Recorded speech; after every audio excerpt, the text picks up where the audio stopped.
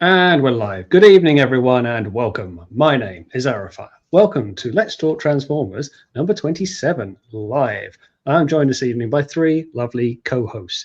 I have Lee, Spiderfather, Sam, Samsformers, and making his debut, Adam, also known as Fluffenbusters, which will go through the outro and where you can find people.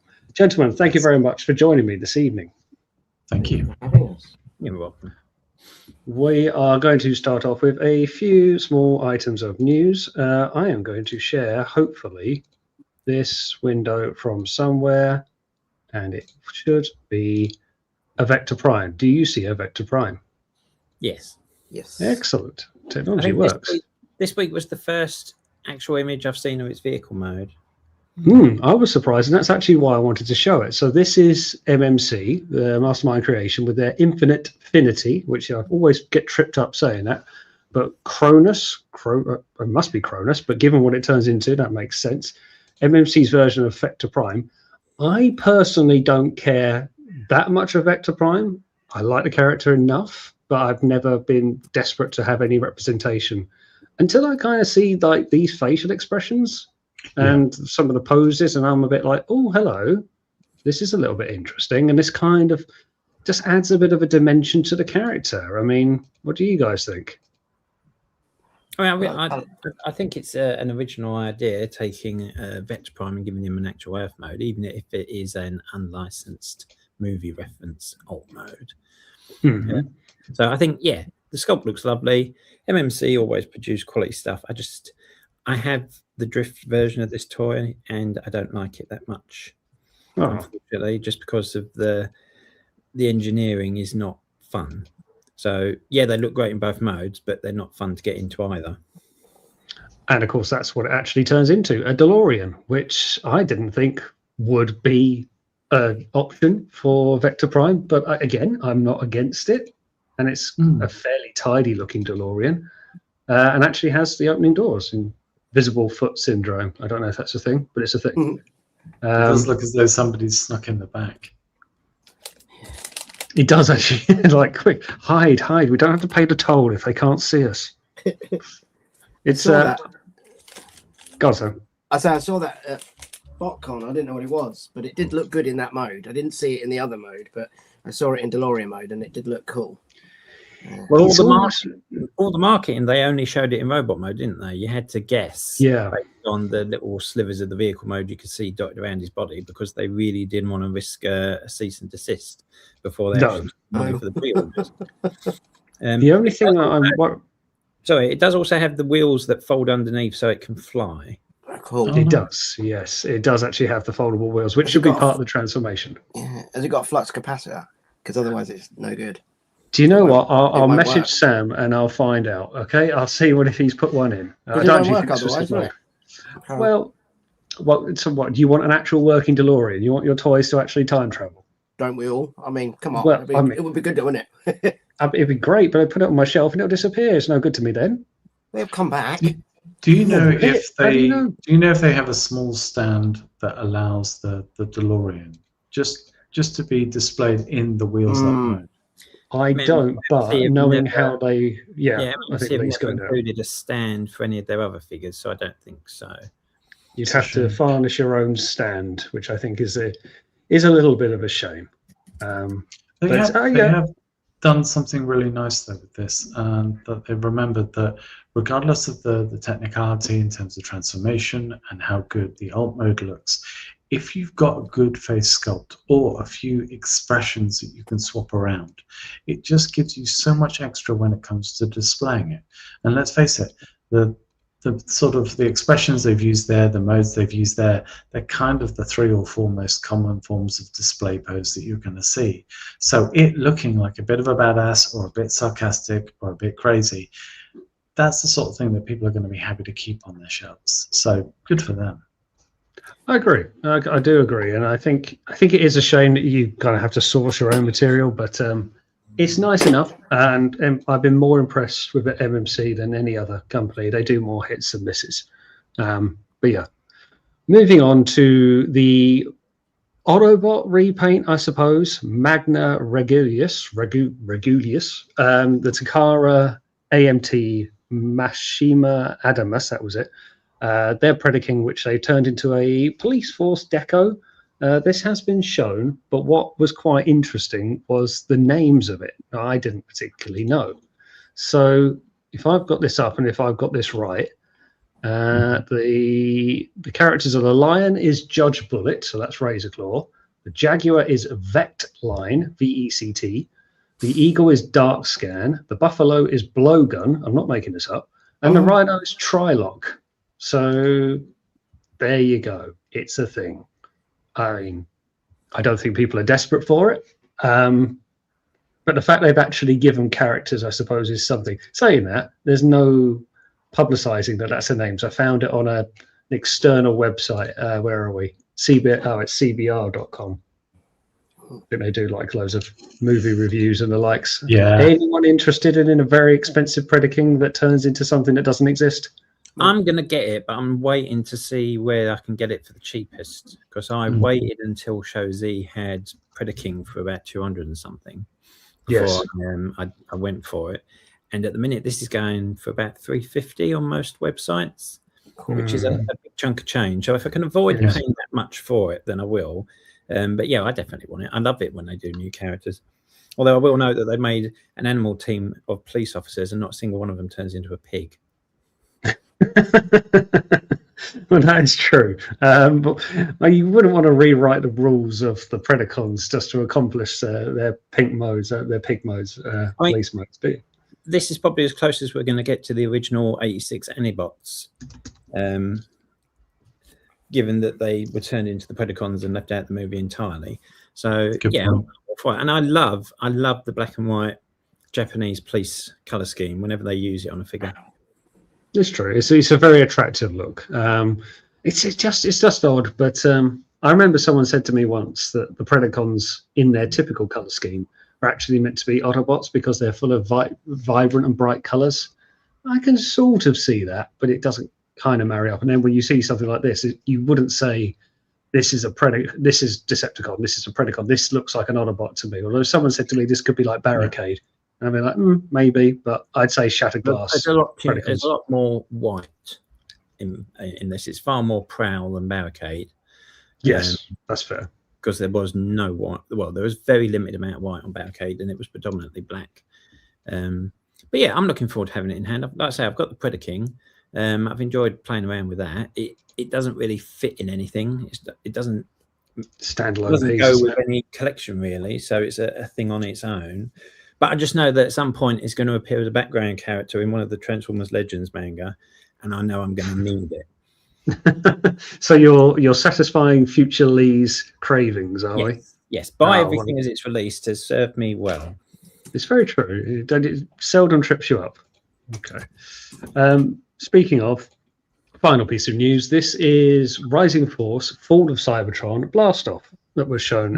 Raw, I believe its name is, and it also has something. Another name which also has monkey in the title, which I have no idea why. Lee, you've got Swindle, have you not? Yes, I've got him right there. Well, there you go. So I imagine you'll be getting this as well. Oh yeah, I'll be getting all 5 of them. The Hasbro and Takara versions of these characters were quite disappointing. Yes. These are dense. These are like, this is solid. This is like a brick. The amount of flaps and folding parts and hinges in this is ridiculous. The amount of time it takes to transform it from one form to the other, but you do get a figure that looks like it does on the screen. So, and it's chug scale. Barely anyone does chug scale third party, so I'm jumping on it because I want more. That's true. Yeah, we could always do. Sam, Adam, any thoughts yourselves? I think it'd be very interesting to see how they print out and color those shoulder guards. Basically, they've got an opportunity to make the figure really striking, and in a way that still leaves it, a good balance on the shelf.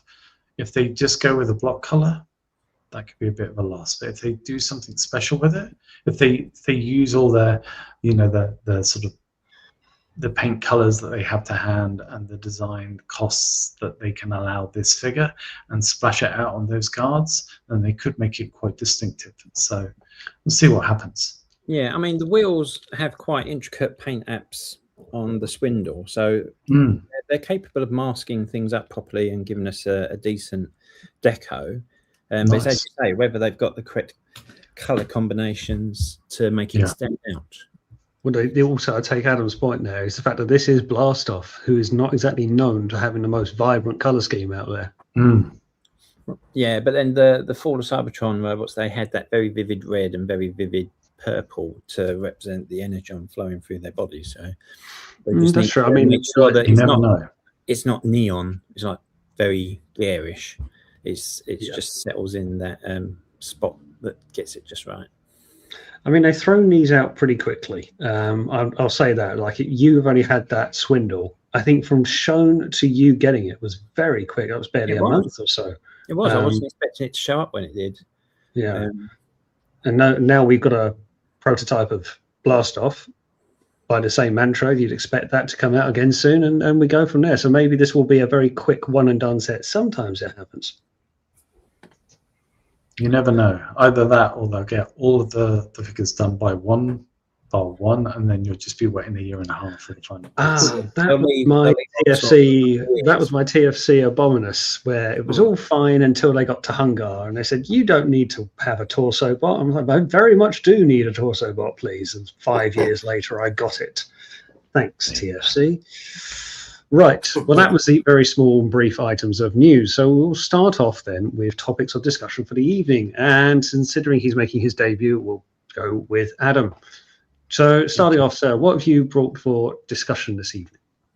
Well, actually, it's not an item as such. It's more just a question. And since I seem to be the one person amongst us and the chat, hello chat, by the way, you're lovely, that can answer this, I get to say, so folks, how was your TF Nation? And we'll start with you, Ian. Start with me. Well, how was TF Nation? Great as always. Always fun. Said this in the roundup video, and I'm more than happy to say it again.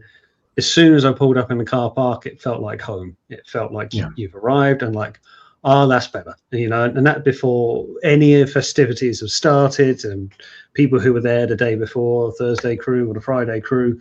Some people were even the Wednesday crew this year. People getting there very early.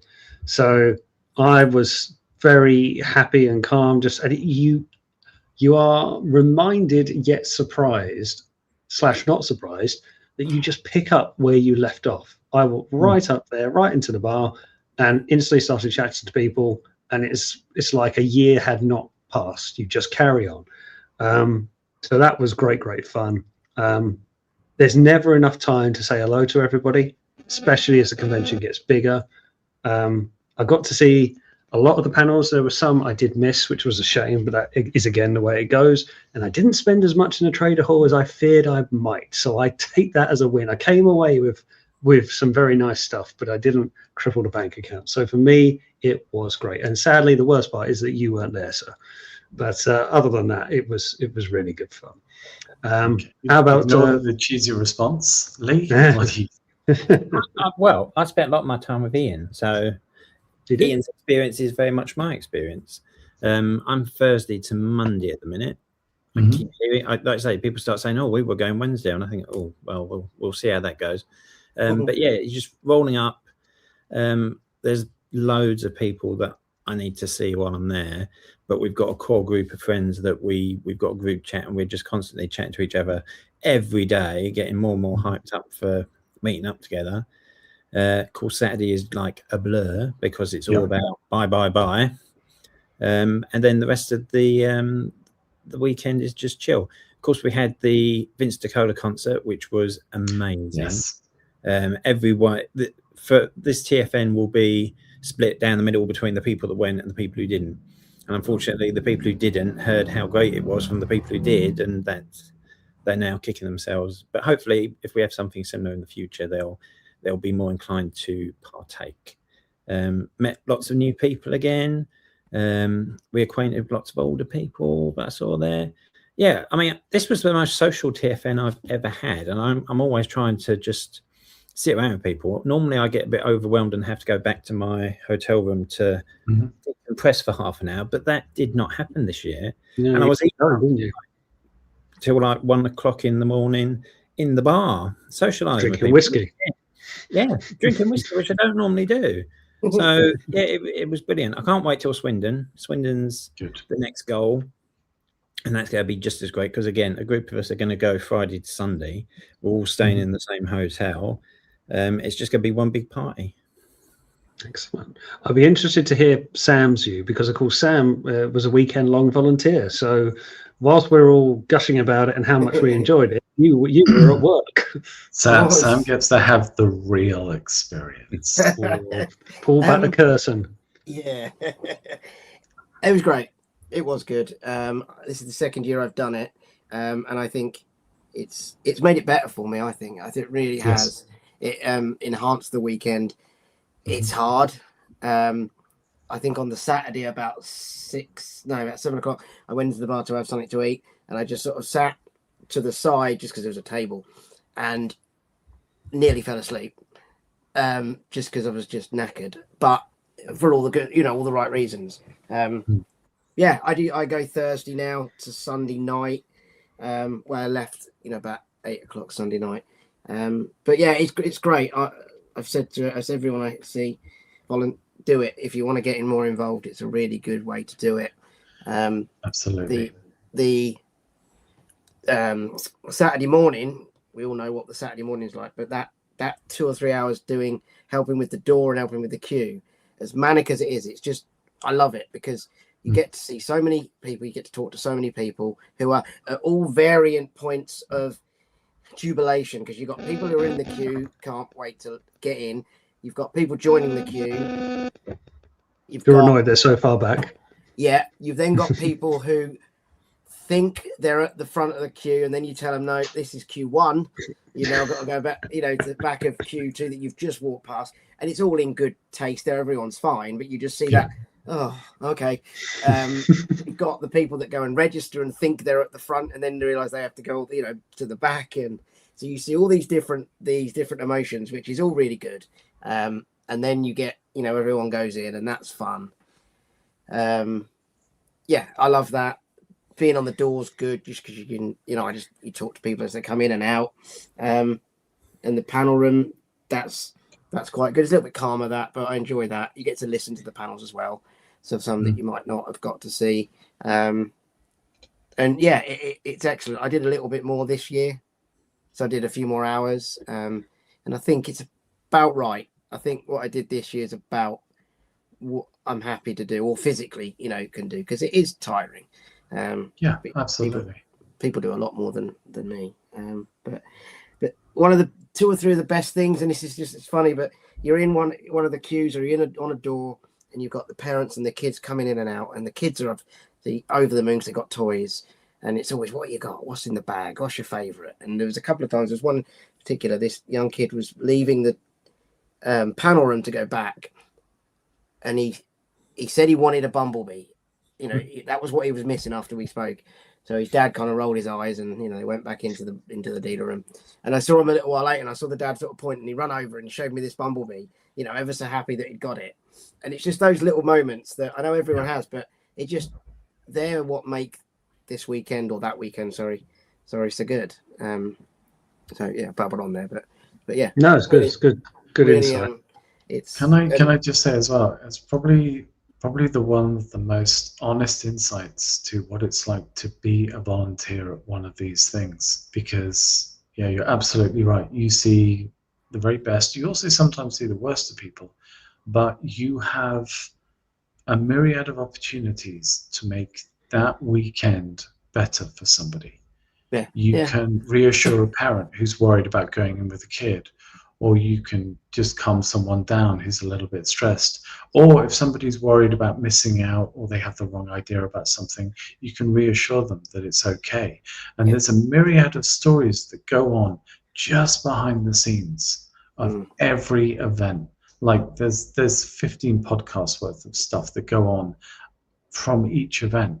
And the thing is that those people in the team will not only have the same experience that you had going into the hall, seeing the guests, getting stuff signed, but they'll also have as well this contentment of being able to just, out of a couple of empty rooms and a lot of blue shirts and some questionable colors, and they can suddenly create something incredible for like 1,500 people. And just for that weekend, it just feels like, let's face it, it feels like home for you. And then if you ever stick around to say something like the Tuesday, or you go back there at another time of the year, you'll see it for what it really is, just an empty hotel with empty rooms that other people make their home. But for that weekend, there is nowhere else you want to be. No. I completely agree. And I was talking with my good friend Jonathan, TF Marauders, who does a lot of TF cons. And I think a lot of people have said this, and Sam, I know you've done TF cons, particularly when panels finish, there's nowhere to go after a TF con. Like, people are kind of left to their own devices and make their own fun. Now, we descend to the bar, but that's as probably a big part of it as anything else, because that's when the social aspect starts. And that's when I love it, when someone's just sitting there and they just put a transformer on the table, particularly after like the first round of dealer hall pickups, if you like, and then it's just like, what have you got? And someone, I don't know, has a massive Predaking or has a big Devastator or something, and people come along, oh, it's cool, and it's, or the most orange thing you've ever seen in your life. That is beautiful. I mean, you really missed out, because on Sunday evening we had Doug with his hyperdrive and me with my Fireguts Convoy, just putting it on the table, letting people take pictures, putting it into the next mode, letting people take pictures, and so on and so forth until we'd done the whole thing. And there was a little round of applause at the end of it. I found it very funny. I would say as well, sorry, Ian. No, go for it. One of the don't worry, I'm not going to like suddenly do a TED talk on TFN, but I did want to say one of the reasons why, because people always ask, like, why is it the Hilton? And why do you have to, why is it that location every year? And the fact is that it's because it's so important that there is a place for you to go after the event. If they didn't care about socializing, then they'd just go to the NEC, stick it in a big empty hall. There you go, it's 6 o'clock, off you're told, we don't care. The fact is that there's only one place apart from the Hilton Metropole in Birmingham where you could hold an event and still have a bar for people to go in, and that is the Hilton in London. And we don't have the money to afford, and I'm saying that as attendees, it would be so much for a ticket to attend there. So I really think they've got the perfect place. And I know it's got its faults, Lord knows, but I think every year the team managed to make it as good as it possibly can be. And if I don't mind me adding this, but sorry, my words are getting a bit tripped up today. You can tell I'm so used to doing podcasts on my own channel. It's really throwing when I'm on somebody else's. But a good friend of mine, Kev, who runs the Traveling Man comic store in Manchester, he was at the Vince concert, and he told me that people were getting incredibly excited, standing up, not just the Transformer songs, obviously the songs from other films were getting a huge response. But when they started the Death of Optimus Prime, the entire place went so quiet you could hear a pin drop. And then the little beep monitor came up on the screen, and apparently everyone just went, it's like, we remember that, don't we? Just remember the collective groan of like, oh, don't do this, come on. And it's funny because it's aping what you guys say as well. It's like, I know these extra things, these extra tickets are sometimes expensive, like the concerts that we had, like Stanbush the other year as well. But it's like, these guys will tell you, and anyone in the chat, and I can see a lot of this as well, it's like, this stuff is worth going to because they present it in the right way. If they just stuck Vince on some crappy keyboard with no speakers and you couldn't really hear what he was doing or see him, then it would have been pointless and you would have been angry, and yes, it would have been a waste of your money.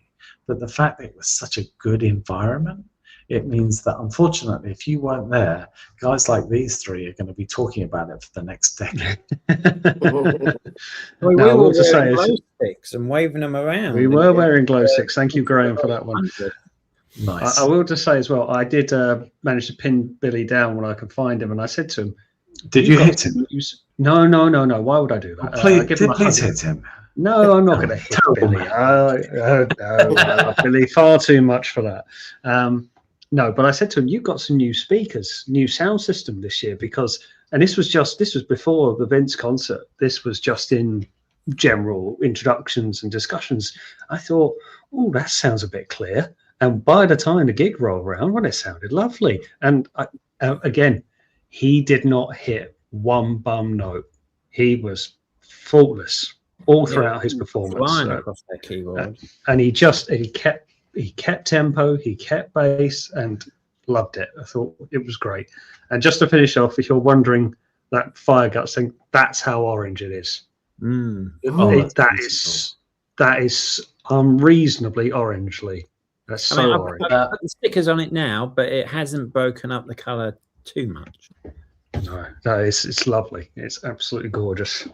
Yes, so we'll hope to see you back at one soon, Adam. Really, really do miss your appearances there. I haven't seen you since you were last at the Transformers store at Battersea, so it'll be good to see you round our neck of the woods once again. But just quickly finishing off, and we'll move on to other people's topics in a second. But I did think of that just randomly earlier, because I know Billy and Dave and the others have said about, where would you move to? Oh, it would have to be London, and it'd be stupidly expensive and just nowhere near practical. But also, could you imagine next year we're moving to Coventry, just anywhere different? It would almost feel sad, wouldn't it? You thought to yourself, of all the things that we've wanted the Hilton to be better and more and bigger, if they said, oh, it's a new venue because we want to grow, and this does better, and this does this, and this does that. But as I say, when I pulled up in that car bar, that feeling of home, that won't be there. And I think that would kind of hit a little bit of a sour note, a bit of a melancholy note. Well, we've had this before, so just a little bit of background, if I may, just for people in the chat so they understand. So I started volunteering at Auto Assembly in 2010, and then I did the rest of those, and then I was part of the committee that created TF Nation. So I sort of got involved at nuts and bolts stage for a good few years. And the one thing I will tell you is that they take the idea of location incredibly seriously. So the Hilton Metropole is really the perfect location for them, and they will adapt that space and they will develop it with the team as much as they can. Remember, they're one weekend in a hotel that holds multiple events every single weekend, so they have to work with the team as best they can. But the idea of expanding on it, a lot of this is why you have the mini cons, because it's a way that you can further expand out, but it means that you don't have a massive amount of people. You can keep those numbers down, and you can keep that personal experience. So, and I'm just trying to think, like in the chat, Guzzy Hero said he was thinking about Swindon. And it's like, it's a good opportunity. It's a good opportunity to go to a place with a smaller amount of people where you won't feel so, just too stimulated, too overstimulated with so much going on. You can choose to meet up with just a small group of people and just have a really good time. Or you can, especially if you've never been to one of these before and you're on your own, just go for that first time and see if you enjoy it. And a lot of that is it's finding ways to expand. And again, there's a bit of speculation here, but it's just expanding, get more people involved. But it means as well that those people that don't want to queue up with 1,500 other people and go into a big old hall, or hopefully next year 2 halls, but you won't feel like you're missing out. If you've enjoyed Swindon, if you've enjoyed Manchester, and that's good enough for you, then you don't need to go to Birmingham. It takes the pressure off you. But obviously, if you're not going to any of these, think about it. If you can't make it in a year, and you guys will find this out as well, if you can't make it next year, you will feel it, because your entire social media feed will be full of other people going, and you'll feel like you're sort of like the kitten on the window, just sort of pouring, trying to get in. So you're making me feel bad now. You're making me feel like I've left you out. No. Hey, I have way too much going on in my world anyway, so it's fine. That's true. Also, can I just shout somebody else out as well? Of course you can. Because I am a bit of a serial comment reader. Who is it? I think it was Mick. Yes, Mick. Thank you for the polite comment about the 9 Inch Nails t-shirt. It's very much appreciated. Yeah, give Mick a chance. If you're not guzzy, he'll be polite. Yeah, Mick, bless him. He's a right little ruffian. No, nice shout out, Mick. Well done. No, good topic to get us started. And as I say, Adam, I hope we do see you back at one in a not too distant future. Cool. Right, Sam, let's go to you for your topic of discussion. Hold on, I've got to remember where I put them. Put them in the text message to me, I think. Yeah, I know. I was just going to find which one to go with. Okay, let's start with this one. Should we care about resale value? Was one I thought about. Should we care if we're going to buy something? Are we going to care that we've got to sell it, or we could sell it for more or less? Does it matter if we get the same money for it back or we get less? Do we care when we buy it? So are we thinking in particular, like, before you buy something, as a bit of a bit of a mental checklist, like, if I buy this good, but will I see the money back in years' time? Yeah, I guess it's that cross between it. Is it? Oh, are you trying to invest in something? Which, if you are, then we're probably in the wrong game. But, or is it? Yeah, do you look at it and go, if I needed to sell it down the line for a new car or a new boiler, I could, and I can get some for that. Those, no, I'll never sell them because they're not worth anything. Or is it just, do we not bother? It's just, I'm buying it. I'm not planning on selling it, so I'll just carry on. I mean, for me, being in the masterpiece realms of collecting, I kind of have that box ticked, I suppose, because more often than not, there is a resale value to these. They're not cheap figures, therefore the aftermarket's not cheap either. But then there are some other things that I guess won't carry a big aftermarket value, but then they'll have a lot more of a personal value. And then I guess I do think about if you had to sell it, if you had to downsize it, if you had to offload quick. I don't think of that, but I will say this: if I want to sell something, I do think about selling it quick to get maximum value of it. That's my. You mean quick, as in from when you bought it? Yeah. So yeah. I've got Fans Toys Sideswipe. I messed with it. I've reviewed it. I'm going to move it on.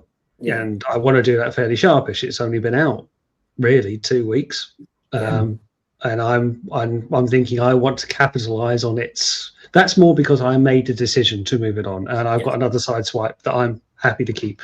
But for me, as I'm moving it on regardless, I want to get shot of it quickly to maximize my value. Mind you, if you then get into, I don't know, Combiner Wars slingshot kind of situation where you just sit on that for about 6 months, and the next thing you know, it's worth about 300 quid.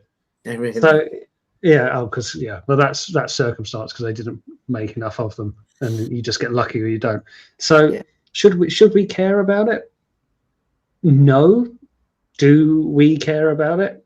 Yeah, I think it comes up often enough. It'll be based on your own personal collecting habits and situation. I mean, I'm known for having a vast collection, and part of the reason I've got a vast collection is because I've never actually gotten rid of anything. And I'm sitting now in the specially built part of my house that houses a big chunk of my collection, because when my old house was too small, I just got a bigger one. So I'm very fortunate in that I'm not worried that I'm going to have to start selling things if I have a surprise bill or anything. And at the moment, I've got a spare Missing Link Ultra Magnus. So I'm just giving it away for free in a competition. But I do remember when I was trying to scrape money together to buy the latest figure and having to decide whether I wanted this one or that one. So it depends. If you're the sort of person that only really wants one of a character in their collection, then it's not so much a matter of you deciding at the point you buy it whether you're going to sell it on and get as much money for it as you can. That comes down to how you treat it whilst it's in your collection. So you got to treat it with respect. You've got to keep it clean. You've got to make sure that you can do maintenance, especially with things like rubber tires. You've got to keep those tires supple, oil them up properly. So yeah, I think the answer will be different for everyone. What about you, Adam? I think Lee's kind of nailed it. I mean, let's be honest, folks. I think because he's kind of won not only the argument on this one, but he's won the episode with that comment. But don't encourage him. Don't encourage him. But I think it depends how far you go. I mean, let's face it. If you're a mint and seal box collector, well, then that's going to be far more of interest to you because you're buying this item that you're not going to play with, you're just going to keep. And yes, it'll have the display value and the personal value to you, but you will keep an eye on its sell-on value. But then there are people at the far end of that who probably buy stuff thinking they're going to flip it. And fortunately, Transformers has never reached the sort of level of Pokemon cards, so we don't have too much of that. But there has been stuff in the past. Just go back to, oh gosh, Lee, you might remember this more than me. The small wind charger that came out. Shield wind charger that came out in the UK, but which didn't really see much distribution in the US. And the US were not happy, to put it mildly. And so suddenly you had a figure that was coming out for £5 at Wilco, of all places, that you could then flip online. And people just lost their shit and just went buying as much so they could flip it straight away. That's probably one of the only times, though, that I've seen Transformers used like that. Most of the time. We had it recently with Cosmos. When Cosmos was initially released, you saw quite wide distribution in the UK, especially via Smiths. Not the legacy one, you mean? Yeah, the most recent Cosmos. I know he recently got reissued, but when he was initially put out, I think it was part of the Velocitron collection. He was very easy to get in the UK, but he didn't turn up very much in the US. So again, people were going into Smiths, buying up the entire stock, and then shipping it over to the US, selling it at a premium. Because I remember, normally I order my stuff online, but I remember actually going to a Smiths because it was so hard to get one and picking one off the shelf. Wow. I waited and I just picked one up at Manchester this year just for the sake of having him. Little did I know there was a flippable value. I mean, I think that's when we got kind of 2 points, and I kind of made a flippant comment about Combiner Wars Slingshot. But when it's production driven, people will sense an opportunity. Yeah. But if it's more the fact of, is it all fair game? Is it all there for everybody? Would you then buy with a value of reselling, or do you care about reselling? I think you do. We take a lot of pride in our collections, be it mass amount of toys, be it a few amount of toys, G1 toys, artwork, comics. But I guess you would be a little bit miffed, disheartened if you go to sell something and something that you just said, I either am being forced to sell this or it's just time to move it on. And if you are selling it for less than what you thought or less than what you bought, that would sting a little bit. So I think, I mean, it's whether you're going to get what. If you're selling something because you need money, then you want to get as much of that money that you need from the thing that you decided to sell, especially if it means something to you. Because I remember very, very long time ago when Epic 40,000 was released, and I was really keen to get a copy of Epic 40,000 starter set. So I thought, I've got all these G1 Transformers under my bed. There's a second-hand toy shop down the road. I wonder if they'd buy them off me. So I stuck them in a big plastic tub, took them down to the shop, and they offered me 40 quid for an entire kid's G1 collecting career. I was like, no, I'm not having that. So I just took them all. And I did eventually get my copy of Epic 40,000 and kept my G1 Transformers, many of which I have been refurbished and are now part of my collection. Nice. Well, there you go. And as you say, this story now, and I told you that I sold my entire G1 collection for 40 quid, and all I got out of it was an Epic 40,000 starter box. I would be pissed. I completely understand. The thing is, as well, that for a period of time, I would say from the mid-90s until maybe the very early 2000s, you had these shops that were just buying up 80s toys, Star Wars toys, stuff like that. And it would honestly, it would make you weep, because these people knew the potential value of these collections, and yet it wasn't sort of generally known across the public that everything was quite so valuable. You know, maybe Star Wars was the first one to become publicly known, but people were buying up these massive amounts of stuff for pennies. And yeah, it's shocking when you see it now. Well, when you think when we were younger that you would see how many people going to car boot sales, literally selling out the back of their cars, and you'd have boxes of robots that people didn't know and were just moving them on. Now you won't, because they're too valuable, they're too premium, and as you say, that kind of eBay really the experience for all of us. Oh, it did, absolutely. But that kind of take it down to the local leisure centre hall once a month or 4 times a year. I mean, I found some gems. We all found some gems right when you didn't expect it, but that's because they were given away. And now they're so hot on what they can be. Even if you do find them, it's not the thrift pickup that it once was. You're now paying through the nose for it, because you know that value. As the great analogy of the Star Wars toys, like if someone comes across, I mean, some 1970 Star Wars toys get sold for a ridiculous amount of money, probably more than my first car.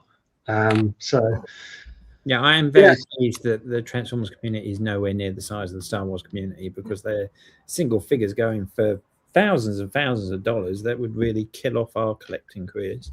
Well, isn't it the that Boba Fett, or the white Boba Fett, was the first Stormtrooper, when that one that crops up from time to time, and it's just goes for I'd cry if I gave that away.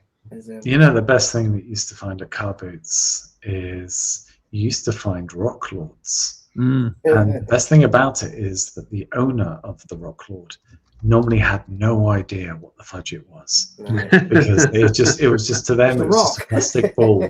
It was just a plastic ball. And they wouldn't know, and of course they wouldn't think to transform it, because it just looked like like a transformer had just gone into an accident, got melted, and that was the sort of slag that was left. No offense, Dinobot fans. It's true. That is true. Star Wars, I sold a Stormtrooper helmet, you know, an original, for 80 quid. A tiny little bit of plastic that my mum found in a bag of figures, that I put all these figures up for sale, and I said, 50 quid for the lot, I just want to get rid of them. And someone messaged me and said, "Is that a real helmet?" And I went, "Well, I guess so. It's been in a loft for 30 years. I guess it is." And to be fair to them, they said that's worth more than all of that put together. So I took the listing down straight away, because I thought, you're going to buy that.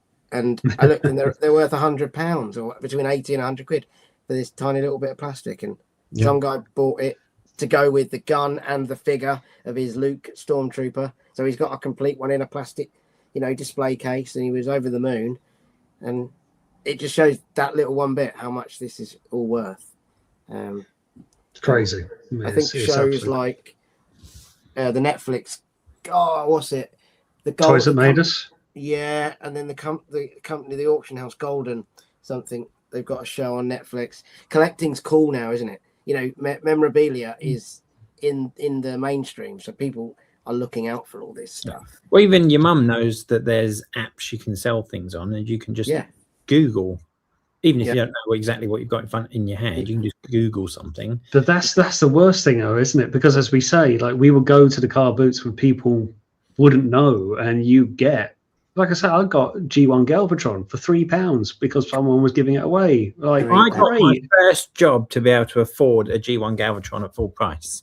I had to pretend to be a Christian so that I could join the local church choir to earn enough money to buy a G1 Galvatron. I don't know if that's enthusiasm or resentment that you had to go through all that work. Well, in the end, my sister got tonsillitis, so to make me feel better, my parents bought me G1 Galvatron, and then I quit my job, and then with the money that I had saved up, I bought G1 Motormaster.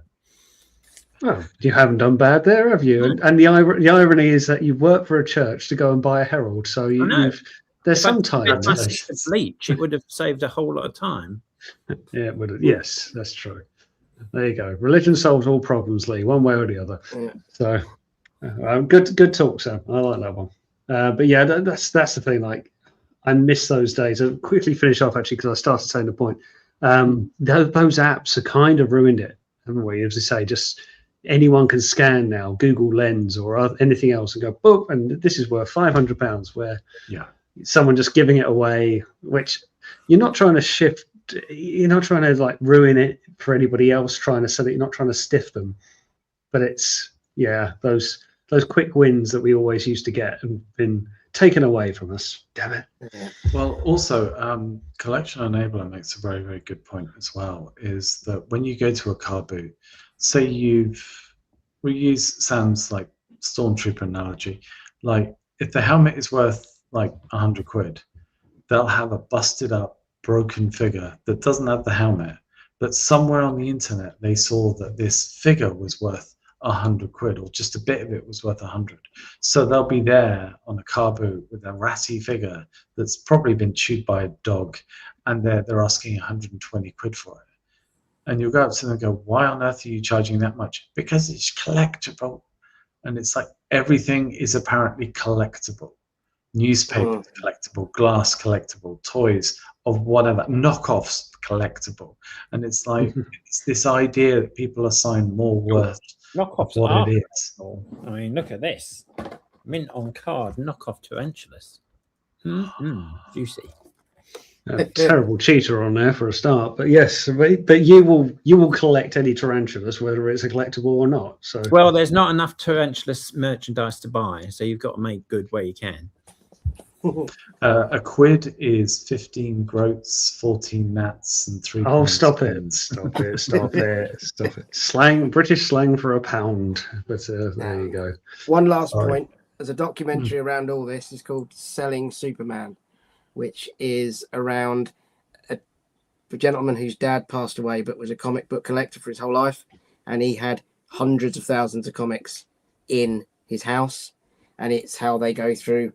Start selling it all, and he's got a #1 Superman, a #1 Batman, you know, some of the top end comics of all time, but then thousands of other ones. They'll be, I don't know, Transformers issue 17 that's worth 10 grand. There's 50 of them. It's that extent, and it is fascinating to watch of how they turned it into a business to sell all this stuff. It's really interesting how what they had, and it shows the darker side of collecting as well. There's this dad. Yes. The dad was an obsessive and a recluse because of it. The family didn't prosper for it, but now the family are prospering in a financial way, but not in the personal way, if that makes sense. But there's an awful lot of work, though, isn't it? My other half is hoping he dies before I do, because he doesn't have to go through all of this and try and find someone to take. But he might even want money. Keep it lightheartedly, but I know what you're saying. Take it away. Well, there's a note of warning here as well. In a couple of years ago, and I won't say the names, but somebody connected with the community passed away. They weren't a known name. They were just somebody that you might see comment on your post once in a while. But that person's family, because that person had passed away after a long illness, there was a lot of trauma within the family. The family wanted to just get rid of the stuff, just get rid of it. And people that knew him and knew his family reached out to them and went, "Hold on, the collection is worth a lot of money. That person would at least want you to benefit from it, to profit from it. Please do something with it. Or at the very worst, here is the details for Toy Fu, go ahead." Yeah. In the end, they took the whole lot and they dumped it at an Oxfam. And Oxfam, like a lot of other charity shops, they don't take hard plastic toys. A lot of it apparently just got thrown. And it's that much money, that much value. So I think one thing that might, and I know it's a bit of a tangent, but it's the importance of at least telling the people around you, if you have these collections that are worth money, if you're not around anymore, let them know, look, please, just at least get money for it. Don't end up trashing it, because that can happen. And let's face it, half the reason why some of this stuff is valuable in the first place is because people who don't know what it is just chuck it in the bin. Yeah. We have an issue, though, that if you have a large collection that you're trying to move on, there isn't anyone who's going to just buy that collection. Yeah. You're going to have to split it up, find the worthwhile pieces, the expensive pieces. They'll make the bulk of any return you're going to get from it. And then you're going to be left with hundreds and hundreds or thousands and thousands of figures, which they may be hard to find, but they might not be that desirable because there aren't people who really collect that line. As obsessive as you may have been of completing your bot collection, I don't think there's many people out there who are that interested in owning a complete bot collection. So yeah, I think if you've got a big collection and you feel you're getting tight chest every now and again, just make sure that there's a list of phone numbers and email addresses that your loved ones can get in contact with when you're no longer around to tell them what to do with it. It's very true, and we know a friend of ours, Lee, who's been going through that, and it's no fun. But sadly, a stage of life. But anyway, we've covered quite a lot of broad answers there to Sam's question. I hope you've covered your point well, Sam. Thank you. Yeah, that was a good one to kick up. Lee, we'll go on to you then for your next topic. Please do not make it X-Trans bots. Well, you can, but can we do it with reverence? It's a simple question. Are you playing with your toys? Because there's three of us were here. I'm sure I've got a collection somewhere that have got vast collections of toys sitting on the shelves. Are you actually getting them down and playing with them? Depends on the toy. But I will concede this one because I was thinking of it the other day. I got down the head only of ArrowFyre Scorponok. I love that Titan. I'm very, very happy with it. I can't believe how scarce it was at one point. Because like you, I got it a pre-order and I never looked back. But as much as I love it, and I particularly love the Scorpion mode, when's the last time I put it in Scorpion mode? It's not practical to store in said Scorpion mode, so I don't. And it's nothing against the figure at all. I love it, but I haven't. So it depends on what it is. But I would say you have things in your collection, depending on people's collection. I have things in my collections that are display pieces, and then I have things in the collection that are fiddle pieces. Bits that I like to have occasionally a desk spot. And typically that falls into the Chug stuff, the Hasbro stuff, because it's quick and easy and not too complicated. And some I'll flip back and forward and some I won't. And then sometimes I want a little bit of a puzzle. So then maybe I'll go into sort of an easier end of Masterpiece. And if I want to give myself an aneurysm, I try MP36, but I'll never do that again. So it depends on what it is. But as my collection is largely displayed, then no. But that's just me. Yours may differ. Sam? I'm similar to Ian, to be honest. 95% of the time it's displayed. It's kind of what I want it for. I do. The only time I probably mess with them is to photograph them. And most of the time that's when they're new. Good example is Mr. What's his name? Windcharger. That I got was that Fansource? Yeah. He looks just as bland as I thought. He is bland. He's Windcharger. Yeah. I don't care about Windcharger. I'm sorry. I don't like the character. He bores me. He's all right. He's not. I mean, I don't think he's bad. His potential was never truly realised. He's the Transformers Magneto. He just doesn't have an agenda. If he had a chip order, he could have been dangerous. But Magneto at least is an interesting character with a heck of a backstory. He's just a small red car. He's a poor man's cliff jumper. He is. Sorry, I completely. He teamed up with Ravage. They were a good team. They had a small adventure. They beat Auntie. It's good enough for me. Go on, Sam. Sorry, I hijacked your comment. No, that's fine. He's just an example of when I would then, I'll photograph him, I'll mess with him a little bit, and then he'll go where he's going to live. But then I might think, I'm going to take a picture of, I don't know, Beachcomber. I just looked at one. So I would get that down and I might think, who could I, photograph him with? Is there a couple that I can put him with? Or, so I do that. But, I mean, I'm going to be honest, I ain't transforming Windcharger. I don't care about him being in a car. So I don't really do that too much. The things like the missing link Grimlock, I've still got that. I haven't put that away yet. He was fun to mess with because that's the nostalgic in you, isn't it? Going, oh man, why didn't we have that? But I do think those Missing Link figures, not to go, you can go big on Missing Link in terms of discussion, but I think Missing Link have that kind of want to be played with aspect. Yes. I think that's as much their charm as in, as we've said before with the metal car bots. You know, some of the joints and the ratchets on those, when you get such good feedback off them, you want to put them in all these poses and do stuff. Yeah.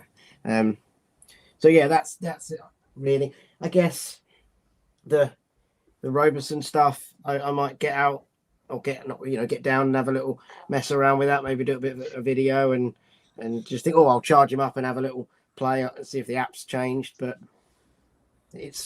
I'm mainly displaying them, to be honest. What about Devastator behind you? Fans Toys. I mean, he ain't moving. He's too heavy. He's very heavy. Although he is one that I do, when I come and sit down, I do glance at it and go, shit, that looks, it's not perfect. I mean, the bot modes are their worst they've ever done. But when you look at that, and I know he's missing an arm, but I think when that arm's done, that's an impressive piece. Is it a bit like, and Lee's got him there, like a Unicron figure? It's figures that you don't mess with, but you're more than happy to have. I think so, because I'm never taking it apart. He's a bit in the corner, no one puts Devastator in the corner, whatever the line is. But apparently I don't know you where to put him, because I'm scared, slightly dramatic word, that I have a space on a shelf up there. I don't know. I mean, it's got slightly bigger screws, and it was glued to the wall as well. It's pretty up there, but I don't. That's a heavy bot. Yeah. And I don't know. You don't want to try it, because if that drops, it could kill me if it drops on me. So maybe not. But mainly display for me. What about you, Adam? Well, I'm in an interesting situation. I mean, for a start, people will obviously point out that I have nothing of Transformers behind me. I don't have a wall of offensive plastic pointing guns at the camera. But that's I have swords as well. That's because of the last couple of years have been so chaotic for me in terms of moving around that I've, at least on one occasion as well, like forced and not in a good way, like in a really unfortunate way, I've seen the cost of what happens when your collection gets moved for you. And there's nothing over dramatic behind that, but it's just a case of when you've moved a couple of times in quick succession. And sorry, my role is in investment banking, so it can change just like that. But because I've moved around so much, I've gotten to the point where my stuff is normally in storage, and I keep one or two pieces closer to me. So, for instance, if it wasn't for the fact that I've moved something around to put a light just here, ex-cameraman, what am I going to do? I'm always going to try and light myself. But you'd see an MP1 behind me. And the MP1, if you don't mind a bit of story time, was my first auto assembly. I helped clear up boxes for Andy at Kapow. And he was like, look, you've cleared up all this stuff for me. You've gone way beyond what I'd expect. Can I get you something as a reward? And I was like, no. And we did this sort of kind of weird haggle thing where I wouldn't take anything. In the end, he's like, look, just take something out of the basher box. Just take something. So I took this broken MP1. Anyway, a couple of years later, I'm living with Nick, Toyfu Nick. And I sort of pointed out this MP1, and if you shook him a bit, his legs would fall off because his hip joint was busted. So I'd helped him get a load of stuff sort through it. And whilst he's there, one of the guys from Toyfu went, oh, we've got a spare MP1. It's completely broken, but it's got a good hip. I'll tell you what, we could surgery it right now. So they fixed it. And then I helped a lady in Manchester who used to own a retro store. And I used to help her sort of valuing or identifying a lot of 80s toys. And one day she went, oh, by the way, I've got some bits left. And it turned out that one of them was completely random, the gun for MP1. Just that. So she's like, do you want that? So it's a robot that's bashed to hell, beaten up, but it's been given to me for the 3 times that I've helped other people out. That's the most valuable thing in my collection. It's not worth a dime, but it's valuable. That goes with me. And then the only other things that I will occasionally pick out is stuff like this. So again, I got given this for helping out, the blind box. And this was inside it. It'll end up on a desk. Probably my next job, I'll stick some desk spots out. And desk spots they're so nice to have, especially in a corporate environment. And this is what the blockies are perfect for, is they can just give you that little spark, excuse the pun, of something familiar and something wholesome and positive, even when you're in a corporate environment. So although I don't have a ton of stuff behind me, the fact is I still keep 1 or 2 pieces with me, and I will at least pick them up and admire them every so often. Yeah, and we've all said that the blockies are kind of easy to do that because they're quick and easy and they're fun and they're there. And particularly if you go in for the smaller scale, this isn't Transformers, but it is their own stuff. It's easy, it's quick, and it takes very little space and time. So that is absolutely fine. And that Unicron is a very good example because God knows you wouldn't be able to do that with anything bigger of a Unicron. No. But to have as a little fiddle and despot. What about you, Len Lee? To answer your own question?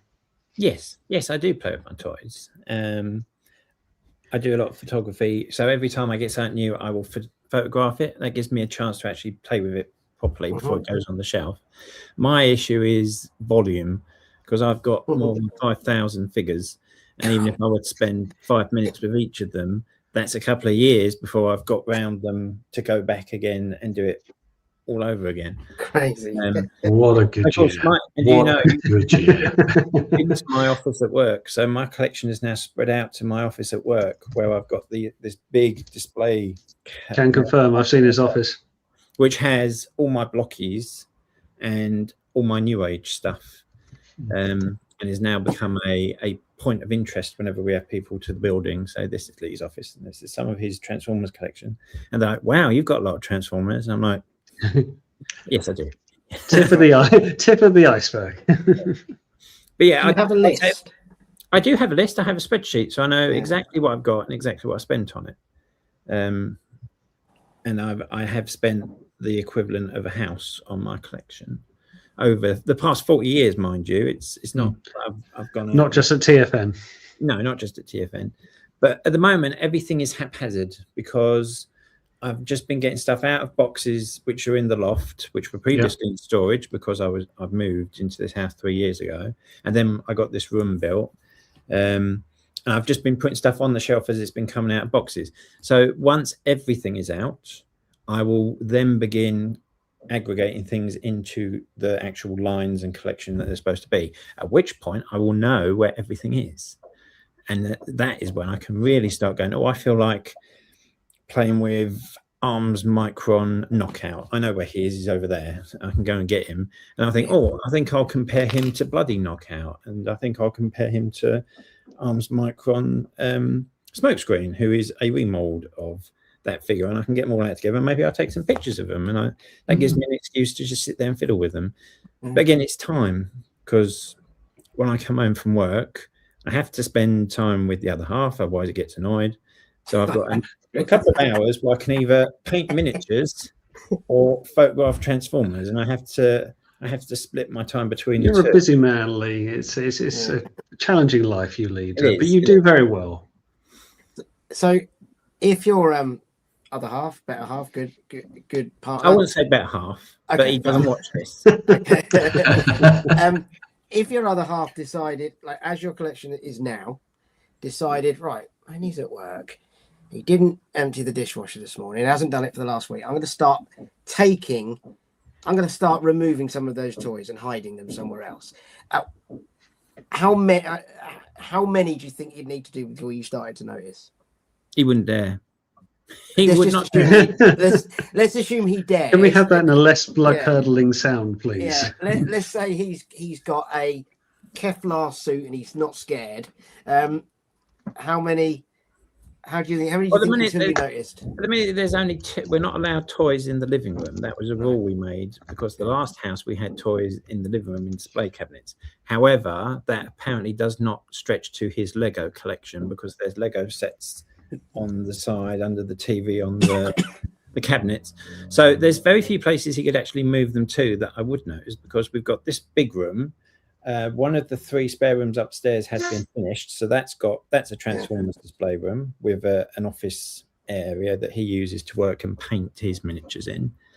So I might notice if they're I mean, the stuff at the front is the stuff that's most recent there. These are quite deep. These are 45 centimeters deep. So if he wants to get stuff out, he's going to have to take it from the front. So I would notice after a few days that stuff's missing that you never have a look. Can I just say, sorry, when Sam was asking that question, I saw the most incredible change of expression on Lee. And there was also, it went from sort of relaxed, and even the sort of the forehead went like that, and it was like the look of, it's just like, I don't think anyone's going to risk doing that. I mean, it was the initial scenario was impossible because we don't use a dishwasher. We actually washing up's one of our bonding. That's one of the times we're actually together, because we'll try and eat together. If I'm not working late, we'll eat together of an evening, and then we'll wash up together. So and besides, I pay all the bills. He does the housework. That's the deal. So he shouldn't be getting angry at me for doing the housework. What I'll say is, got him a cleaner to do the bathroom. If I've had my collection, if I've had my collection altered, I will say I do know. Would you? She has. She's done it once or twice to me, and she dare pick up the not the centerpiece, but the prize, which was Takara Masterpiece Dinobot, and I just went, "You've moved it." She's like, "How do you know? I was so careful." It's like, I know. But what about some of your blockies or some of that stuff on the top, or in where are you one looking? or two of them in your detox? These ones. Or the, what? Where? Blockies or the detox? So behind you to your left, and then in the detox. If she moved one or two, are you noticing? I did do a bit of an unkind thing to her the other day. So I was taking a photo in the other room, and I said, "Do me a favor, go to the glass cabinet and get me a Galvatron." Now, admittedly, there's about 4 of them in there, so that was a bit nasty of me.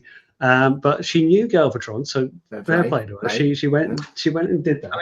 But I didn't specify Defender blockies, Galaxy blockies, Masterpiece, or comic colors. So I was a bit unkind there. I mean, if you had the knowledge, what I would do if our roles were reversed is I would start swapping Starscreams out for different Starscreams and swapping Sideswipes out for different Starscreams. There's always still a Sideswipe on the shelf, but it's not the one you're expecting. No, that's a bit unkind, though, wouldn't it? It could be like you said, "Oh yeah, but it's still a Sideswipe." Yeah, but it's G2. It's completely different. It's the red one. There's a red one there. Isn't that what you're looking for?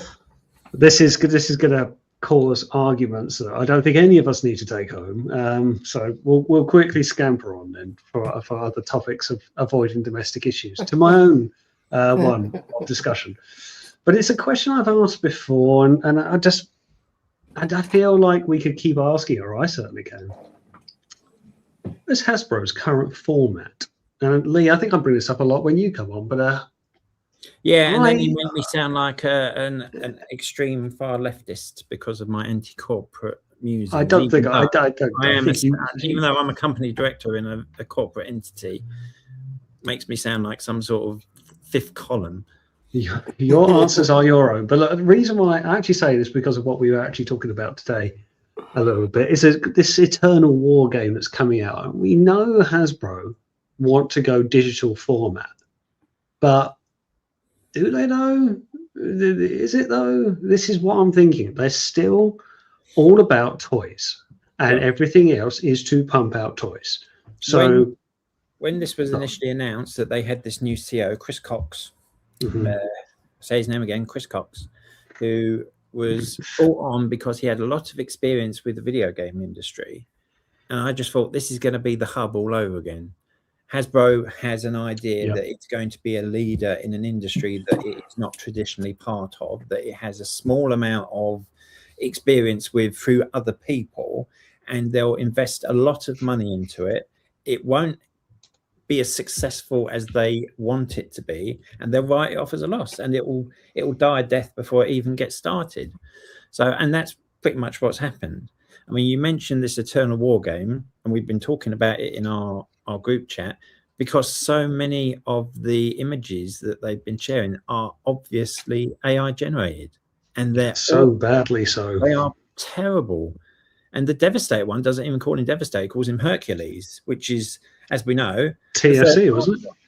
So, and Computron, it doesn't look anything like Computron. Someone's signed off on that. Someone at Hasbro must have signed off on that if they're sharing it publicly, because they need licensee approval for lots of things. I don't see why they wouldn't want licensee approval for this. But it's just we don't even know what the game is. All we know is that this artwork. Yeah, and that kind of is a little bit of like, well, what are you doing, Hasbro? Because I think to myself, is it all to drive a media behind a toy, like a cartoon to sell a toy? That's a bit of a tried and tested format that companies bigger or just the same as Hasbro have followed and done. Okay, times have moved on. What's the next thing? Comics to go with it, video games to go with it. Fine. They say they want to be a digital-based company. They're coming out with a game. It's got a lot of AI behind it, but we don't know what the game is, and we're presuming it's there to sell toys, but there's no accompanying toy line with it. So, who is the studio that is making this game? Is it a subsidiary of Hasbro, or is it just a licensee who's got the Transformers license and are slapping it on a game? Because I think it is a separate one. Because I saw the name of it earlier today. So it's just a licensee who's walked into the office, said, pay with a checkbook, say, how much do you want for the Transformers license? We're going to make a game. Can't tell you what it's going to be about or how you're going to play it, but it will be a mobile game. It's because a lot of companies that have intellectual property just want to make money off the intellectual property in the cheapest fashion possible. They want to license it out. They want to be Marvel. You think they're a comic book company, but comics are not making them a whole lot of money. It's the movies and the merchandising from the movies that are generating the revenue for Marvel. The comics are kept around just because it's a legacy thing, and it's keeping the IPs alive. It's keeping the trademarks alive. It's occasionally creating a new character that may be spun off into something in the future. But a lot of companies really just want to do the least amount of work for the highest return. And especially in this age where they want eternal growth, which is impossible. You cannot have a company that is eternally growing. It has to plateau out sometime and hopefully not dip. And when they can't do that through making the product that they make, then the product starts getting cheaper with fewer parts. You start laying off the people that are making the product, because then you're saving on your overheads. And it's happening in every industry with every company at the minute. And really, we're just going to have to wait for the bubble to burst, and hopefully for the whole capitalist system that we live in to readjust. That's done. Oh, good. Well, thank you. You kept on brand, sir. So that's all I could ask for. Adam, any thoughts? I really want to shout out Digby's comment just in the chat. So I've been enjoying chat so much. There's some filthy stuff. There's scoundrels. Also, a weird conversation about blockies that never seems to end. But that's for Mick. Yeah, don't worry about that. It's the Hasbro at the exec level coldly will do whatever it takes to deliver shareholder value, and will sell their soul if they had one job to do so. The execs make horrible decisions, and normal folks lose jobs. The reality is that Hasbro are chasing, as Lee said as well, they're chasing the money. And the thing is, it seems to be as well that they chase the good idea that another company had developed and made money on, forgetting the fact that it took time for that idea to be generated and then to pay off. And by the time that they have their idea and then generate that, it might not be a fashionable idea anymore. I mean, the Pulse is a perfect example. It came out, nobody was quite sure why they were going to all the trouble of doing this. They finished one show that was just starting to really do well, and the figures were good, and it had a great momentum to it, and then they stumbled with the hub and they were left with nothing. And then they also had the Machinima series. You know, they keep stumbling. And the weirdest thing about that was one of the execs in charge of that whole project was on Twitter basically bragging that he was getting money for nothing and that they were using Transformers, making money off them, but they weren't. They had no accountability. I think Hasbro really do need to just dial it back and just remember, look, just make a basic toy line, get it out there. Like, one of the cheapest things you can do is on the box print a character bio that actually makes sense. It costs you no more or less than having another graphic on there, and yet it helps. There are lots of little things, but unfortunately, I'm as bad as Lee when it comes to this, but in so many areas of media, if you think about in the last 20 years, the people that talk about the media from a company are their salespeople, the promotion people.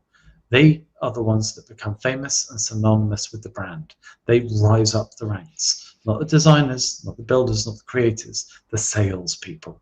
And when the salespeople get in charge, they don't know how to build, create, manage. They're just salespeople. And that's why you have these increasingly desperate grasps to make money left, right, and center. And they have forgotten the foundations. So you end up with increasingly perilous toy lines which are based on nostalgia, but kids are struggling to find anything. And it's almost like a fluke that you have stuff like Blockies that works well, because if you didn't have Blockies, TF would be in a really sad state right now. I mean, Hasbro is like one of the world's biggest toy companies that has consumed so many of the big name toy companies from our youth, Galoob, Kenner, all these big names who no longer exist. And they're not interested in being a toy company. Yeah. They should be a hub of all the best talent in their industry, able to produce quality products that they can sell for a fair price. And every year they're making new IP with new toy concepts, as well as supporting the old ones. But they don't want to do that because they want to keep jumping on the latest fad. Their CEO at the minute, Chris Cox, isn't from a toy background. He's from a video game background. So he doesn't have a passion for the business. He doesn't really have an understanding of the business beyond the spreadsheets and the quarterly returns. And I think that's part of the problem. Back in the day, the people who run Kenner came from a history of toy manufacture. Yeah. They were interested in making good toys. But that isn't the people who are in charge of the toy companies anymore. It reminds me as well of Bluebird, which was a UK, and responsible. If you ever look it up, we've got some docos of it. They did so many good lines, and you look at this stuff now and you go, this is incredible. And it was snapped up. I think it was snapped up because the company wanted Polly Pocket off them or something like that. They grabbed it and then they scrapped everything else. And the amount of creativity that just vanishes. And you're there then struggling, and it then almost becomes down to the collectors to pose toys in an interesting way and come up with narratives and come up with ideas and stories and situations, because the company won't do that. But as Lee said as well, at some point there'll be a tipping point, and it's like they'll turn around and they've got no ideas left, and then it'd be very interesting to see what happens. I mean, there are passionate, talented people at Hasbro, because we've had interviews with people like Evan, and we know that they've gone to college, they've gotten all their qualifications, they've got the experience, and I'm sure they've got a portfolio at home of all these amazing toys that they would love to make if they were just given an opportunity. But in the meantime, they're trying to do as much with the budget that they're handed down to produce good toys in the lines that they've been assigned to as they can. So when you talk about, Hasbro doing this, Hasbro doing that, you've got to separate the creative team from the corporate team. Yeah, absolutely. Oh, Well, that is a good point to raise, and I mean, I look at it as it's so far away from it was. So Lee, go on about it on That's Just Prime, a Beast Wars podcast that I run with my host Chris, co-host Chris. That the Kenner toys have just had that fun and playability from a time when they were designed to be, we're a toy company, we make toys, and it was nothing more complex than that. Whereas now it almost feels like, I get the business sense, and even the likes of Evan has said this, like, make a mold, what's the repaint value? Yes, there's the logic to it. We know third-party companies do it as well, because they're worried about investment versus return. Is it a risk? Is it that? And you can kind of have an own argument about that. But when you think back to some of those toys back then, look at you mentioned Polly Pocket, look at the Mighty Max stuff that we had when we were kids. That was Mantaforce. But stuff back then, it was designed to be thrown out with kind of almost a carefree attitude, because it was to get toys out. Let's make toys, and it was just surface level, and that carried its own magic that doesn't exist today. Yet we still buy toys today, so we just go with the flow, I suppose. But it's a bit like, I don't know. When you had toys then, there was just that a little bit more simplicity and charm to them, where now it's got much more of a mathematician side to it. Well, it's also as well so many different lines and ideas back then, and they could go in different ways, different ideas. They could bring in different concepts. They could try stuff that didn't work, but out of that, something good might come out of it. Like if you go to an independent toy fair where you see the guys with their individual sculpts, obviously those figures are going to be extremely expensive because they're practically handcrafted. But you do see crazy ideas. You see really innovative stuff. You see, I mean, I once bumped into a guy who did, he'd actually done a couple of prototypes of Transformer toys for Hasbro, and they loved it. And it got to the point where he gave like a couple of figures to, I think Frank had a version of one of the toys, and then Hasbro just cancelled it, and I think they just hired Pop Vinyl to do something instead. It's like the innovation is just sort of being thrown away. They just want the standard.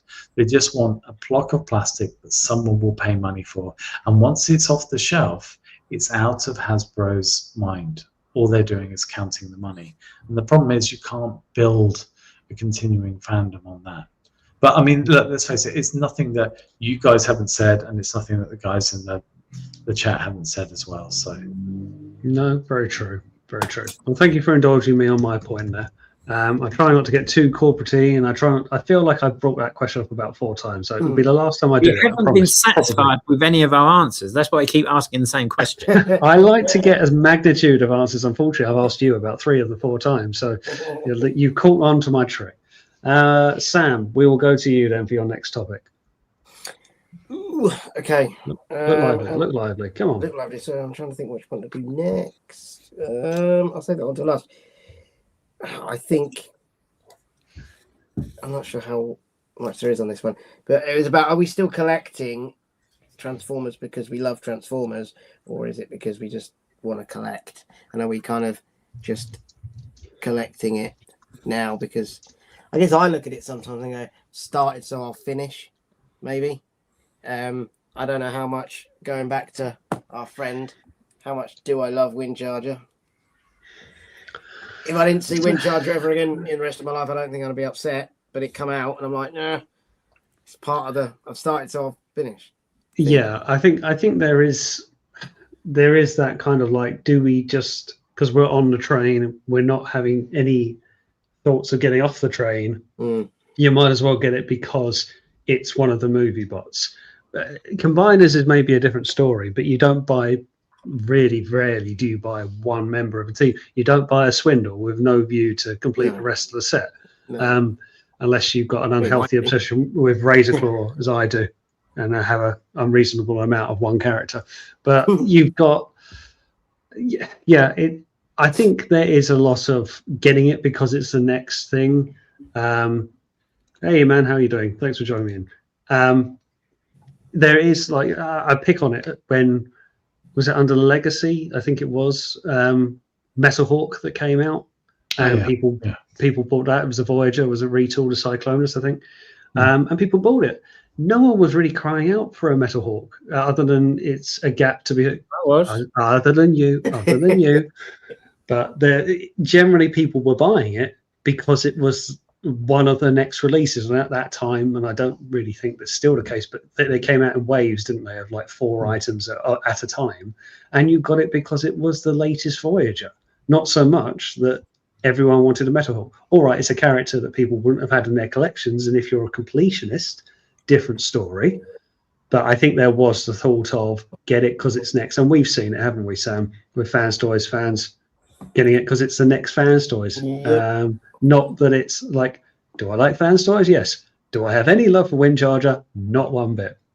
But I think, for me personally, that is changing a bit in that Fans Toys discussion around, I'll just get it because it's Fans Toys. Because there has been a few that I haven't got, mainly because I've already got one. And that Sideswiper is a very good example of, I would have in the past gone, I've got to have the Fans Toys one. But now I look at it, £150 going, I've already got one, and it'll just look like the other one when I glance at it. So I think I'm falling out of that love with a bit of it because I don't feel the need to keep getting newer ones, or especially ones that I've got. I think that's maybe where I'm becoming sensible. I don't know. Probably not. Well, let's hear another side of that argument to a man who buys everything, Lee. What is your answer to the question? Are we collecting for love or habit? Well, I'm collecting for love because I love Transformers, and I'm always interested in seeing how the 24th version of Blue Streak is going to do something different. The 1 through 23 version of Blue Streak, because I'm an engineer. I love the engineering. Case in point, here we go. We've got Timeline's Megatron, who does something interesting with the legs, where his legs cross over each other for ball mode, which isn't a piece of engineering I've seen since Transformers Prime, when Voyager Predaking did something similar. So it's nice to see how you get from shape A to shape B, whereas pretty much every Transformer shape B is a box with bits on it, be they wheels, wings, or legs. I have restricted my masterpiece collecting recently. Well, I say recently. I kept my masterpiece collection at my old office at work, and when we moved to our new building, I had to transform everything into the most transportable form. It's not easy, is it? I just got sick of it, and it really. And I was buying Fans Toys because Fans Toys were the first third-party masterpiece. Well, no, actually, they weren't the first. X-Transbots was the first, and they're shit. We couldn't get through 2 hours. All I wanted was 2 hours out of him. Because they're really cool. But even though Fans Toys are really good, I've sort of dropped off buying every one that comes out. I will get Windcharger because I like Windcharger. And I don't have a masterpiece Windcharger, so he's gonna fill that gap when I get them all out again. But as I say, I'm very fortunate because I can buy every figure. I can find space for every figure. If I couldn't, then I would have to start making those decisions, and maybe I would need to move on an older version of a character to make room for a newer version of a character. But having said that, I'd still keep my G1 collection, my Beast Wars collection. They wouldn't be going anywhere, and it would just be, is the newest Chug version of somebody better than the previous Chug version of somebody, and then I'd move it on. Yeah, that's sensible. Swapping in for swapping out is fair. It's just depending as to where you are, I suppose, with previous incarnations. Adam, what's your thoughts? I can find the good in every Transformer that isn't Supreme Cheetor. Like this Bizarro Prime. It's bizarre, it's odd, it's weird, but I still love it. Could you find the good in X-Transbots? I can't find the good in X-Transbots anything, Sam, so you might as well stop that sentence there. You just said that you find the good in any. What about who's the helicopter in the defense? What, Blades?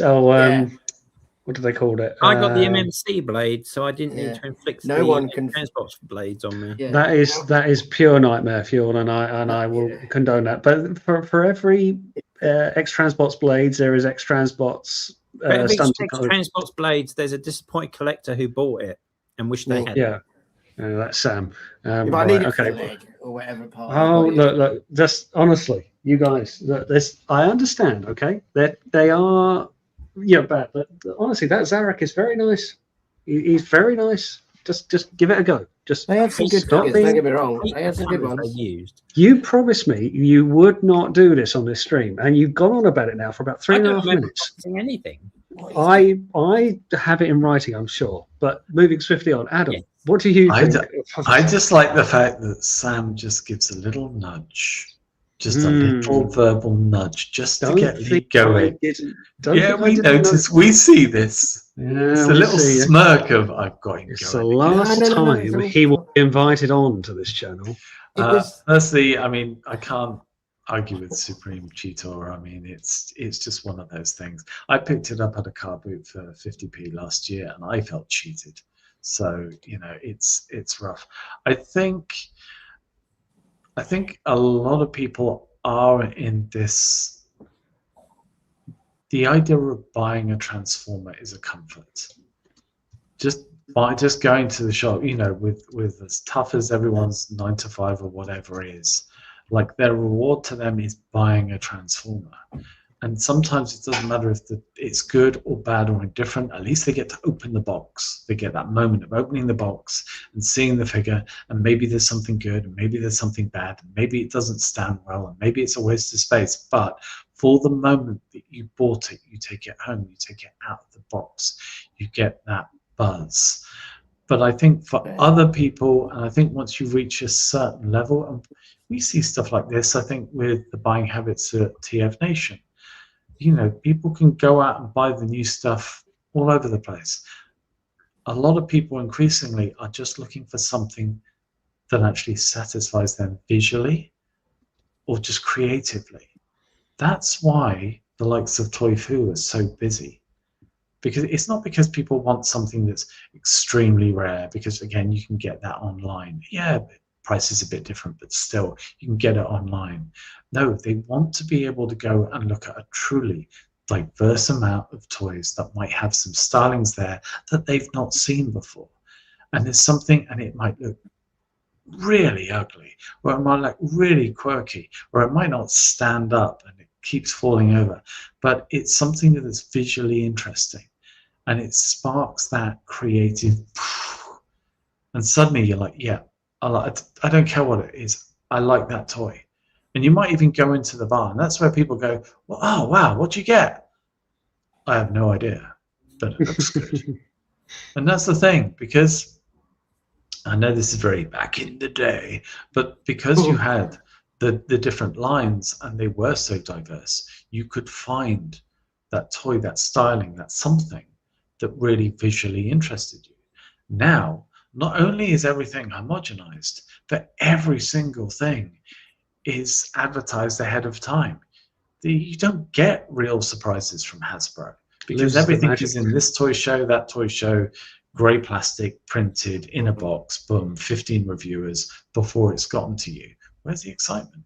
So I think it's a mix of people. I think a lot of people they want to buy something because there's the comfort factor, but they also want something visually interesting.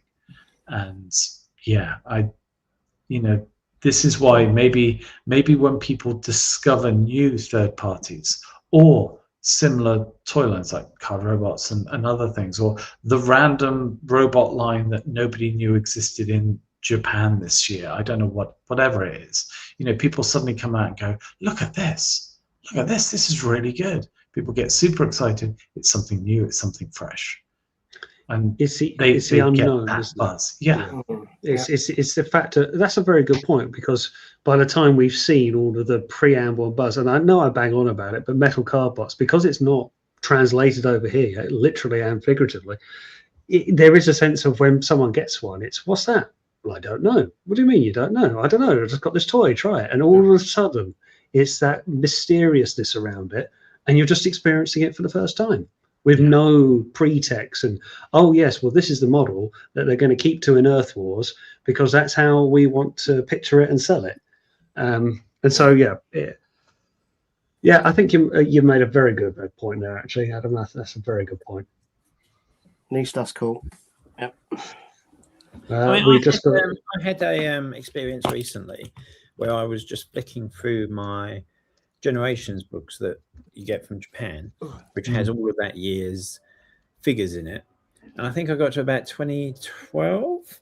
I was just flicking through it, and I saw a figure that I don't ever remember having seen before, which was the blue version of the Voyager Predaking toy, the ArrowFyre one. And for the life of me, I couldn't understand why I had not seen this, because I'm daily consuming every bit of Transformers news that comes onto the internet. So I immediately went looking for it, and then I found it. I got it home, and I was just fiddling around with it. It was just such a novel idea of an old toy that I'd never seen before. I was familiar with the mold because I had the other version of it, but it just felt so fresh and different. And it's a feeling that, as someone who's been collecting for so long, you don't get very often.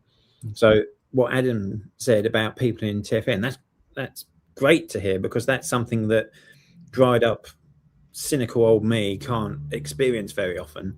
But it's great to hear that other people still can. And another one was the movie Jazz toy, the 2007 Jazz toy, but this is the battle damaged version with the dodgy knees. Nice. And the weird paint on it, and it's got the proper gun.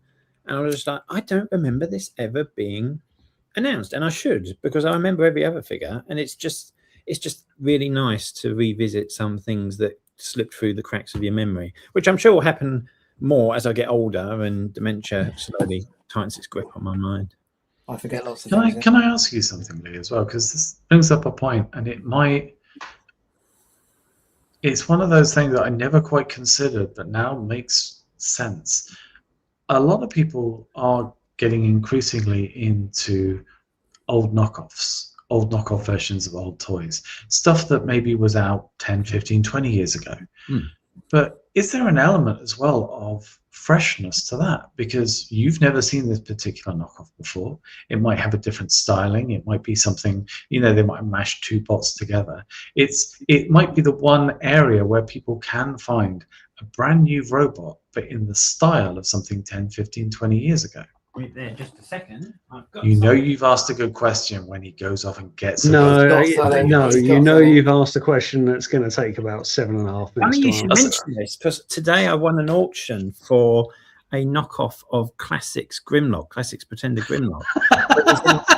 A rainbow of colours, and it's very similar to these trigger bots, which are in weird, like these are my G2 trigger bots now.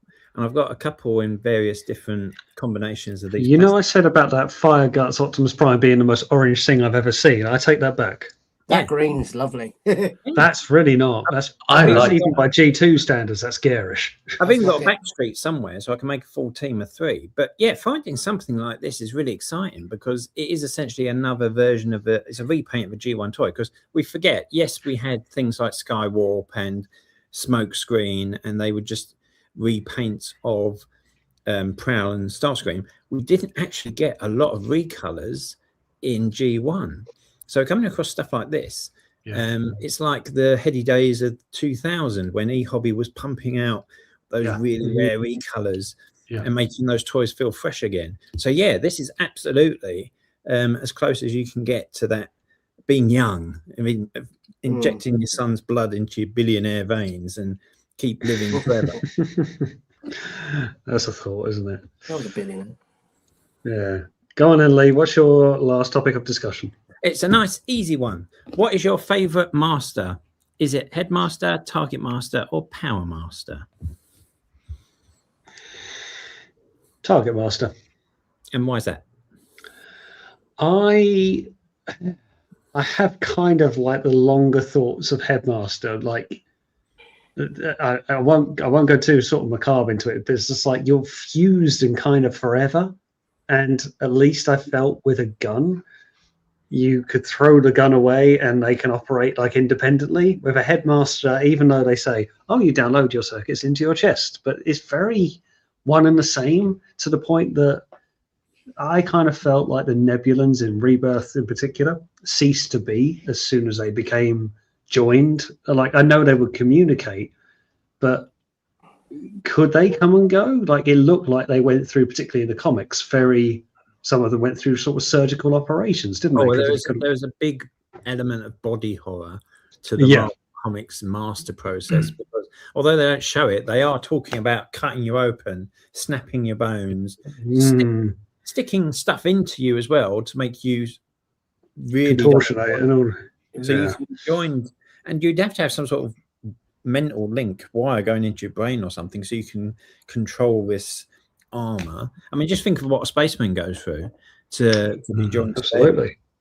It would have had to have been something similar. And then you're being mind melded with an alien whose entire culture and thought process are different to yours. It really is a concept that wasn't properly investigated, even after the fact. We've not really looked at what happens when your Nebulan dies. Well, I was actually going to leave that off, but that has been explored before. But there's this kind of, like, I forget who's drawn it, but there's this kind of image of RC just kneeling down by a headstone of when Daniel passes away, because that will happen. It does happen. The mechanoid will outlive the humanoid, and that's where the bleakness comes into it. And I mean, good Lord, you see the PTSD from Sunstreaker, trying to recover from being turned into a headmaster, and one of the deepest stories Transformers has ever done. But yeah, I kind of felt like Target Master was good, but then you brought back the kind of the horrors of the body mutation. The only thing I'd say is that maybe Zarek gets away with it because he's kind of more of a pilot for Scorponok. He's not. You don't necessarily see him become the head as such. You almost feel like he floats up and then like another head forms out of it, and it's almost like he gets a free pass.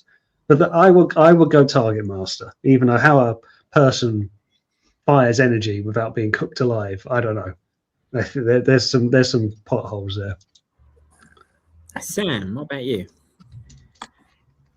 I'm going to say Power Master, and the only reason is, and forgive me if this is wrong, but one of my favourite toys from when I was a kid was Power Master Prime, and I love it. And I bought the new MPG one, and I love that. So I'm going to go with that, just because that's probably the most fondest memory. I've got one of 3 toys. That's like right up there of when I was a kid. And I bought that MPG because of that. And I know there's things wrong with it, but it feels and looks just like, to me, the old one. So yeah, I'm going to go with that, I think. Power Fair Master. enough. Power Master is going to be popular. Yeah. Go on, Adam. Firstly, I just want to inform the folks in chat. So I did used to work in the film industry, so I would never go on stage and sing with Tenacious D, but I would be one of their roadies, and I think I fit the mold. So that's now, hold on, I'll go in on that. That is Drew, and that is Drew being a twat, and he knows he's being a twat because he'll text me about that later on. Don't humour him. He knows what he's doing. It's fine. Don't. I also want to say hi to TF Knowlesy, who's joined the chat. Hello, Knowlesy. He's a bit more sensible than Drew. Drew, I'll be dealing with you later. I think favorite master would have to be Robot Master. Oh yeah, go ahead. Because of the glasses. What did Robot Master do for you that makes it your favorite? His attitude in the sense of overwhelming firepower. The fact that he had the attitude, he stood up to people he had no right standing up to. It's like, if in the old comics, for a large part of the time, humans just got in the way. And like going way back to the first Decepticon base and people arguing over pizza, and Megatron asked Laserbeak to fry the pizza in front of them to scare them, and then you've got the humans that get in the way. You've got obviously Circuit Breaker and GB Blackrock. You've got all those people that are almost victims, and then apart from I've forgotten the name of the gangster that briefly owns Megatron for a while. You know the one I mean. Yeah. Yeah, and apart from that, I think Robot Master is the first time that somebody just has the balls to go, yeah, I'm going to pretend that I own you. And but he's got the balls to strike a match on Megatron's foot to like his cigarette. You won't see anywhere else because the cigarettes won't appear in the media anymore. Thank you, Donny Finkelberg. There we go. I suppose, though, in terms of your question, I think the Headmasters for me, because the first time that I read about them fully was in the annual, I want to say, and there were 3 different stories. I'm sorry, I'm having to delve into my brain here. And one of them, I think the text one, was from the viewpoint of Stylor, of all people. Yeah. And so because of that story, it took away a lot of the body horror, because it was a person involved in the process. And that when that story came to a close, he was able to communicate with his new partner.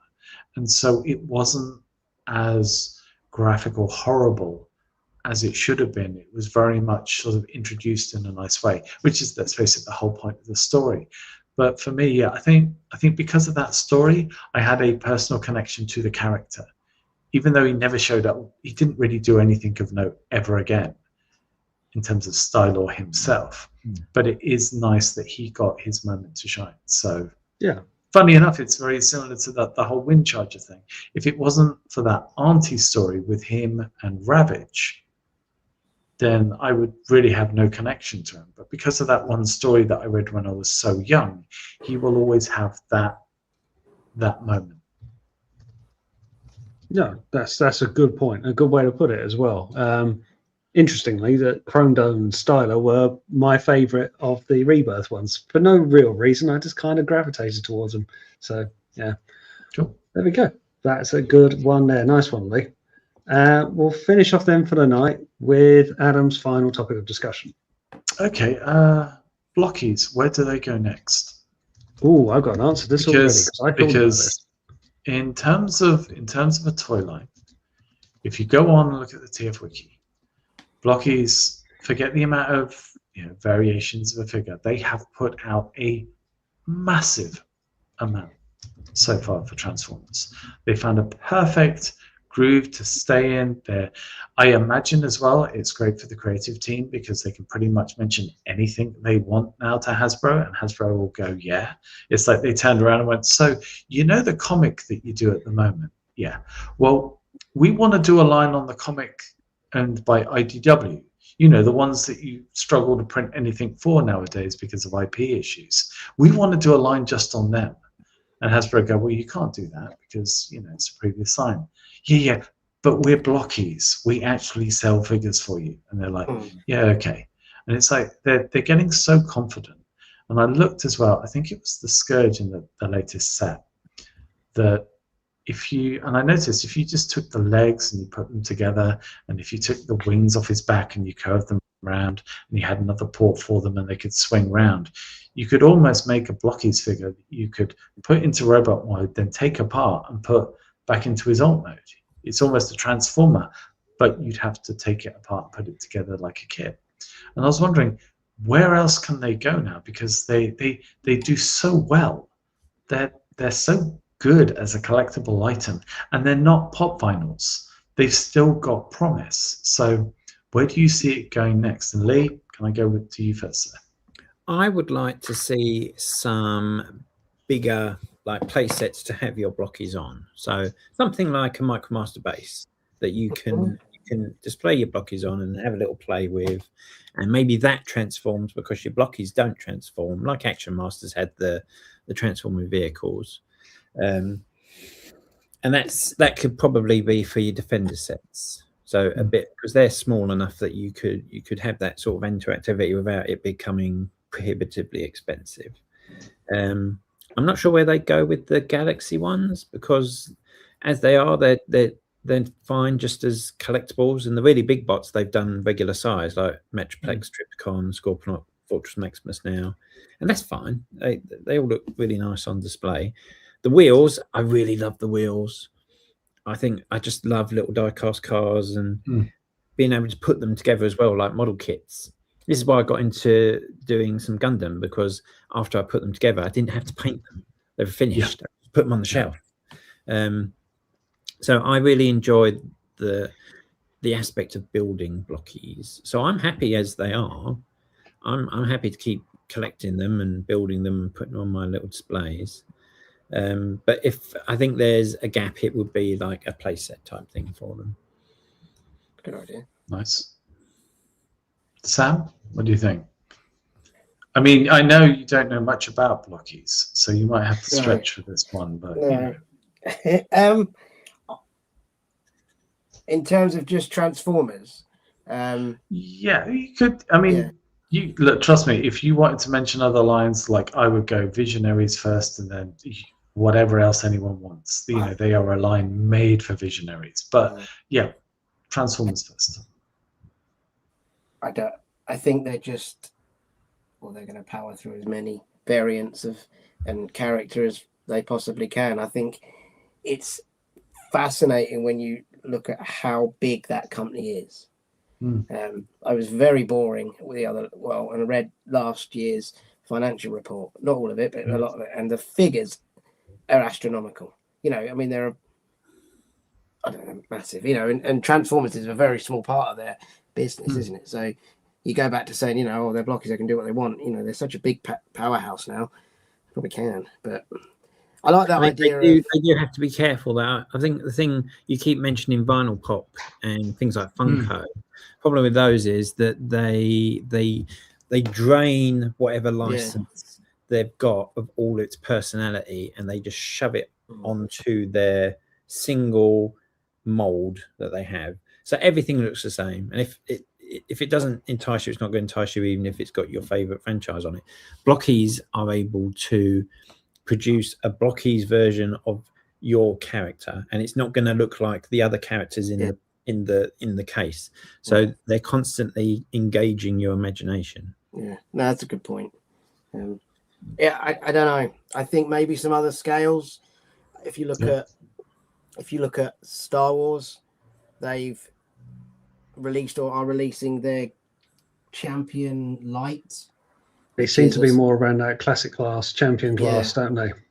So there's a slightly lesser version of the same kind of scale. So they've split it. I think it's down to licensing, and they can do certain things. But they're doing that. You know, you wonder if there is another scale that they do. I mean, if you just went Action Edition, well, they've only done 7. You know, if they wanted to just do Action Edition forever, they've got a huge amount that they can do, haven't they? And I think there's a good point about they're not rinse and repeating, are they? Even though they're rinse and repeating the scales, all the designs of characters are different to the previous, even so much as we've got different Primes and Megatrons in Shining and Galaxy. Well, they're pretty much the same thing. One just lights up. I'm probably belittling it a little bit. But I think they're going to be around for a long time. I don't know how much of a longevity they've got in a collection. And I don't mean everyone, but I mean, I'm a good example. I gave away 90% of my collection at TFN because I haven't got room for it. They were all under my bed, and I thought that's not because you were like giving them away. Like you were like, you've had your fun with them and they're going on, but people were taking them. It's not like people are throwing them away. You're just rehousing them. It's not. I don't like them. I had them all under a bed in a couple of big boxes, and I'm like, what am I doing? I've got nowhere to put them. I'm never going to put them anywhere else. I've had my enjoyment out of them because I've built them and photographed them. And the whole box, one of the boxes went on a Thursday night within about 20 minutes. I've never seen. I was the same on Friday morning. I had a box and it was gone within an hour. It was wonderful to see. But I think they'll be around, and just when you just touching on the other licenses, I mean, it's just everywhere. You know, they're really branching out into not all of them, obviously, but you know, and the big guns, aren't they? You know, there's Toy Story coming now, and you know, once you go into Disney, I know they're in with Disney because of Star Wars and other things, but I mean, Ultraman. I don't know anything about Ultraman, but that's what their biggest franchise, I believe, or it's very popular in Japan, isn't it? I mean, I've been buying all of the Ultraman wheels, even though I've never watched an episode of Ultraman in my life. I just really like those funky designs for those little cars. I think what Blockies really needs to do, it needs to avoid falling into the trap that companies like Funko have. So yes, they're blind package products, but they're not exploitative to the customer or the retailer. So if you buy a case, you're guaranteed to get one of every figure in that range. You're not having to constantly buy multiple cases to try and hunt those down. If you're a retailer, you're not being forced to take so many cases which may contain 2 of the figure that you know is going to sell really well, and then 4 of a figure that's going to sit on the shelf, so that every Tesco, every toy shop, every comic book shop has got a wall of Funko Pops that never go anywhere, that you're then stuck with, which will then devalue your product. So as long as they don't get greedy and they don't start trying to screw anyone over, I think they will last for a while. Yeah, they will.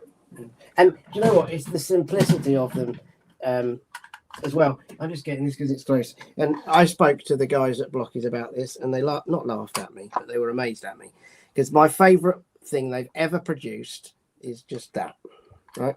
Just the wheels with the trailer.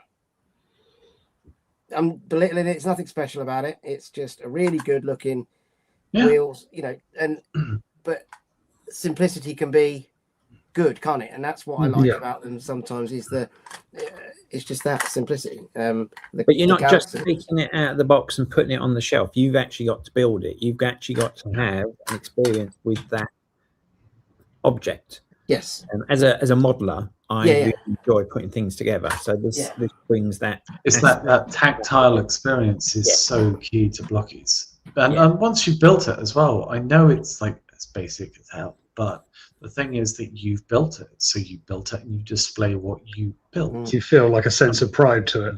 Yeah. And also as well, like I got you mentioned as well, like giving stuff away at TFN. I think it was TFN Manchester. The first time I got a Blockies, I saw a Sideswipe on a table. Sideswipe's my favorite character. And I was just like, wow, I think that's really good. I'd not seen one of them. And the guy just went, oh, it's the Spare Havoc.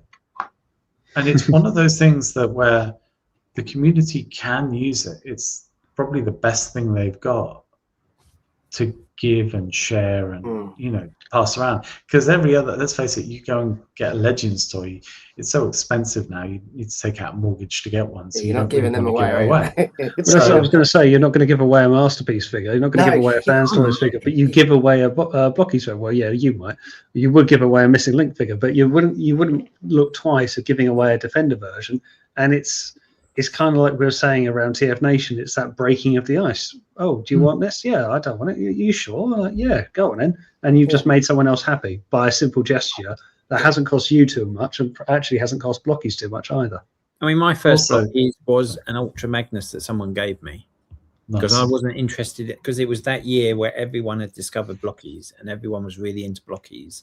And I was like, I don't think that's for me. And someone gave me one. I thought, well, that's fun, but it still didn't sway me into getting them. It was only a year later, once they'd been out for a while and they were actually looking really good, that I jumped on it. I do think at some point they might do a look at a random universe crossover line where it is just 2 GoBots, 2 Rock Lords, 2 Micro Machines maybe, or Micro Changes, or something like that, where they just do a couple from the lines that maybe don't get featured. Yeah, I'd buy a box of Galaxy GoBots.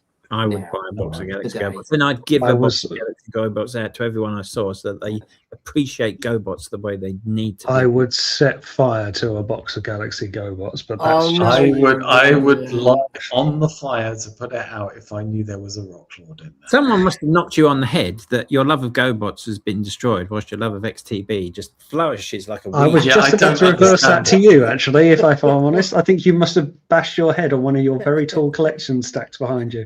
Now, actually, if I may, I want to finish off on this point, because I'm really glad you brought it up, because I was going to bring up something similar. Now, I said this at the start before we went live, and I've put a video out today of it.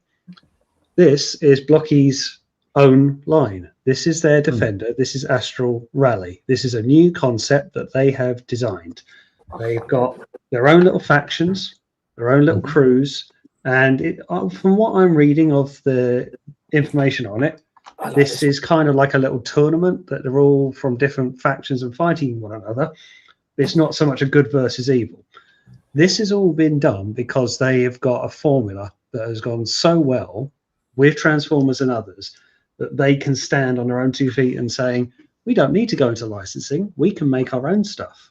And so what do I think they'll do next? Considering I was building this today, putting all of these together and how these can all come apart and form these other weapons that I can put on the back of a Skyfire, a Jetfire, or a Cyclonus or whatever, I can see them making their own show of this because we've got a backstory now. They can make their own toys. You were saying about a really good point. Would I want a base? Absolutely. A MicroMaster base, a Metroplex. If they did, and I've said this for a while, if they managed to do an Autobot City, I would be so damn happy. On this kind of scale, on the wheels, all day long, so happy. The only thing I kind of can go with that is I recently got Studio Cell 01, that massive broadside that I put into its aircraft carrier mode, but I had the small Defender jets that came out of Thundercracker and all that. That was my little jet. So great, there's my little Micro Machine play set, but I've had to do it from 2 very different ends of the spectrum of a very large Masterpiece Transformer and a very small Blockies that definitely aren't related to one another, but a happy coincidence. But I want them to go into that more. But sadly, anything transforming, I don't see it because only Hasbro have that rights. And I know this is an outsourced product, but only Hasbro will make a converting product. And I think that's just where we are realistically. But could Blockies make a base? I would love it of any kind. A seated Titan would be great. I think we are more likely, or say more likely, you held up the Blockies Unicron there in planet mode. They've got the Blockies head. I wish they carried on releasing that in bits and make an actual clip together Unicron, because like, you've done the head, great, now release the chest. So that's really what I would want. It's such a shame because I've this is coming from my Fluff and Busters sort of Google account, but because of the way that the account was set up through a parent channel, I'm not able to link my name to chat, so I can't answer back stuff. I would have had a field day with some of the stuff coming out here. Yeah, no, but, don't enter. No, just to say to Darkmane, they will make a Blockies add-on because they can save on sculpting the hair. They can just use a blob of plastic and that's it. It'll be like a baked bean. I think Lego will come for you. Lego will come for you first, but anyway. No, I can honestly see them making their own show. The way this is going, I can see an internet series being put together really quickly. Get some voice actors. There's your animation models. Stop motion is very popular that people can do. Really talented people. Funny enough, BS Prime Productions. Do go and check him out on YouTube. Very good stop motion in his own way. Yeah, Bolat. Yes, we do know him. Yeah, but I can really see them going down their own well with this one. And again, as he says, you can pick up all of these at the Battersea store. But I think they've gone so much from strength to strength. The Transformer stuff is great, but getting this now as sort of the confidence to swim away and make your own kind of shows the wave they're on. So, yeah, world is their oyster. There's 2 more things I was going to add at the end here. So, firstly, I think that it will be very interesting if and when a new live-action movie comes out, because I think Blockies will be front and center for the push. I think that it will be characters, and a more diverse range of characters from the film will be through them first before some of the full figures come out. The other thing I'm interested in as well is whether they'll do anything smaller that goes in the sort of vending machine size thing. And I think for the robots, maybe not, but maybe some of the vehicles they'll minimize, and maybe that will come out. Really come down a Micro Machine type scale. Yeah, literally, because again, if they can at some point then have play sets or sets. I mean, they've got, I believe it's Sharkticon like storage boxes. If anyone's got spare of those, please send them to me. I need them. So if they do the smaller size, it will work even better for some of the bigger play sets. So yeah, a fantastic opportunity. But the nicest thing about it as well, and I know we're only seeing obviously a small part of their world, like the guys who represent them in the UK, but they are the loveliest people when you see them at TF Nation or any of the other shows. Yeah, they're great guys. So it's great to have people who are that enthusiastic about what they sell. Yeah, I will say that from a business point of view, to get a product which its packaging is mostly in a foreign language into a UK toy store, Toy Master stores, is quite a feat in itself. They've been very good about making their product available where they can bypass the licensing restrictions, because we know it's hard to get. You can't get the Pokemon ones in this country. Because I had to get them from AliExpress, because we have the Jurassic Park, the Sesame Street, the Muppets, and the Pokemon blockies, as well as the Transformers blockies in this house.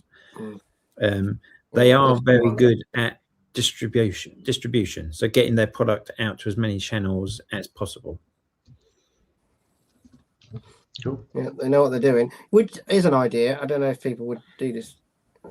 Would you buy? So if you bought a case, or just an individual box of, let's say, a Galaxy, but it was just random pieces from everything they've released so far. So you would get one of, you get 2 feet, all the bits to make legs, arms and head, but it could be a piece from any of the Galaxy figures they've released. So it is a completely random box that you just make up this Frankenstein of a character. Do you think anyone would buy that? I'm sure someone would. I didn't know. Sure someone would. I was whether enough people would buy that. Yeah, enough. That's probably the right phrase. I think if you could, I mean, I've not disassembled too many blockies, so I don't know if every element is easy to unpiece and put back together. Right. But at some point, I suppose, if it's not really become the thing where people are creating their own bots from a mix of other pieces, it tends to be that whatever you get in the bag you put together and that's it. But I do imagine, I mean, they could even do along with the base, you imagine they do like an arc base, and then you have half a dozen pieces of random bots, which also could create maybe, like the hybrid circuit breaker powered in G1, just put different bots together and it be sort of some sort of canonical thing. Yeah. I just realized a really sick thing. They could do the Megatron Ratchet fusion. No. I mean, Blocky's Facebook page does have that competition once a year where they ask. They do. Yeah, but a lot of people do Frankenstein. People do. They do Frankenstein. Well, I did. Yeah, that was one of the reasons, because I did that and I entered into one of them. And that was one of the reasons I did that, was just I took a load of parts. Shockwing? Shockwing, yep. He come third. Shockwing. You did well. You did well. But I don't know. There's so much there. They probably, whether they're allowed to do that, whether they're allowed to sell bits so that you make a random new character, they might not be allowed to. I certainly don't think they could cross licenses, because that would require agreement of every license of everyone, and it's hard to do. This is again why I think if they're going into their own thing now, that's gonna exactly. The world is up to them. So I think that's really gonna go a long way for it. Right. I will quickly nip the Blockies discussion there, and before we say goodbye, I have been told by an anonymous source, so a bit of breaking news to drop, that there is a new Bayverse or Bay Transformers film has started production and is due for release in 2028, 2029. So that has been, whether it's going to carry on from Bayverse or whether it's going to be a reboot, or we don't necessarily know, but production has started. So you've heard it here first. That's a little exclusive for you. Okay. I don't mind there being another live action film. I do mind there being another Bayverse movie, because it just admits that they've run out of ideas and they're having to rehash the old stuff that they did before. If you're going to make a film, you need to have the people who are passionate about it, and I don't think Michael Bay is all that passionate about Transformers. I think he's just passionate about making a movie that will write him a big check. Which is why the Sorry. best movies being Bumblebee, because you had the guy Travis from Knight, who's really into, and you just see with Masters of the Universe was a good film, and TF1, which although it wasn't financially successful, was a good basis. It was a good film. It was a good movie. Oh, it's a tremendous film. I will wait and see who's involved, what the particulars are, and then I'll go watch it. I'll go unless the trailer's horribly offensive. I see no reason why I wouldn't go see it. No, it's true. I mean, I think we'll all go see it. I mean, we can get into and if this. Optimus Prime rolls up to the White House and fist bumps President Trump, I ain't going to go watch it. No, it's true, and I don't think Mr. Cullen would allow that. But we'll look. We could cover that another day, and it's late to drop that nugget for a discussion topic when you're 2 hours deep into a stream. But I wanted to give you something to leave you all with. But what we will do now, what we'll do is we'll say our goodbyes, and we'll do a little round robin as we always do, just to thank everyone for their time. So I'm going to do something a little funky this week. I hope, if I got this right. Right. Lee, we'll start with you. This is a QR code. If you want to scan this, people watching, it'll take you to Lee's Instagram page. Follow him there as Spiderfather. He's there in purple because his favorite character is Tarantulas, and therefore it would have to be purple. So don't say I don't do everything for you. But Lee, where can the people find you? What particularly are you working on? I'm just trying to work through my backlog. I mean, you can only see what's directly here, but if you look down there, there's piles of Optimus Primes. Down there, there's a bunch of Japanese stuff I just got from Bai. There's a pile of Eldar over there that I need to build for my 40k army. This table is covered in figures. There's stuff under here. I mean, I've got this giant Robo figure I need to put together at some point, and a random... Oh, what's this? It's the 10th anniversary Tarantulas I need to have a look at. So I'm being kept busy, but all those photos will appear on Instagram. They'll appear on Blue Sky. They'll appear on Facebook. And maybe one day I'll have a YouTube channel and I'll talk about them properly instead of just trying to confine my ideas to whatever 240 characters I can squeeze into a post. Well, that, or maybe you can go onto a good friend's channel when he invites you on. But yes, absolutely. And thank you very much. Yes. Oh no, because you'll just make it all about you and your knowledge of it. Do go and scan the QR code. That is for Lee, and it's very nice to have him on. We will go next on to Samsformers. So drag you up there now. Sam, I'm going to scan it. You've got a QR code as well. That is the Sam's Instagram page. Where can the people find you, and what are you working on? Yeah. I don't know. I got a few. I'm going to work on Wind Charger. I'm going to take a picture of that. I got some other. I got this. I want to take a picture of, which is a Mega Man. I don't know anything about Mega Man, but it looks really cool. I think it's a he. Is that Blocky's Mega Man? It is. And it's really good.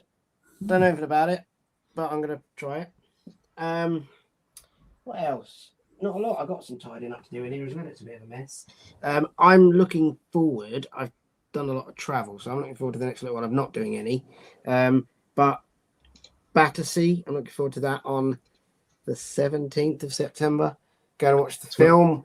Like lots of us will be in all the various places across the world.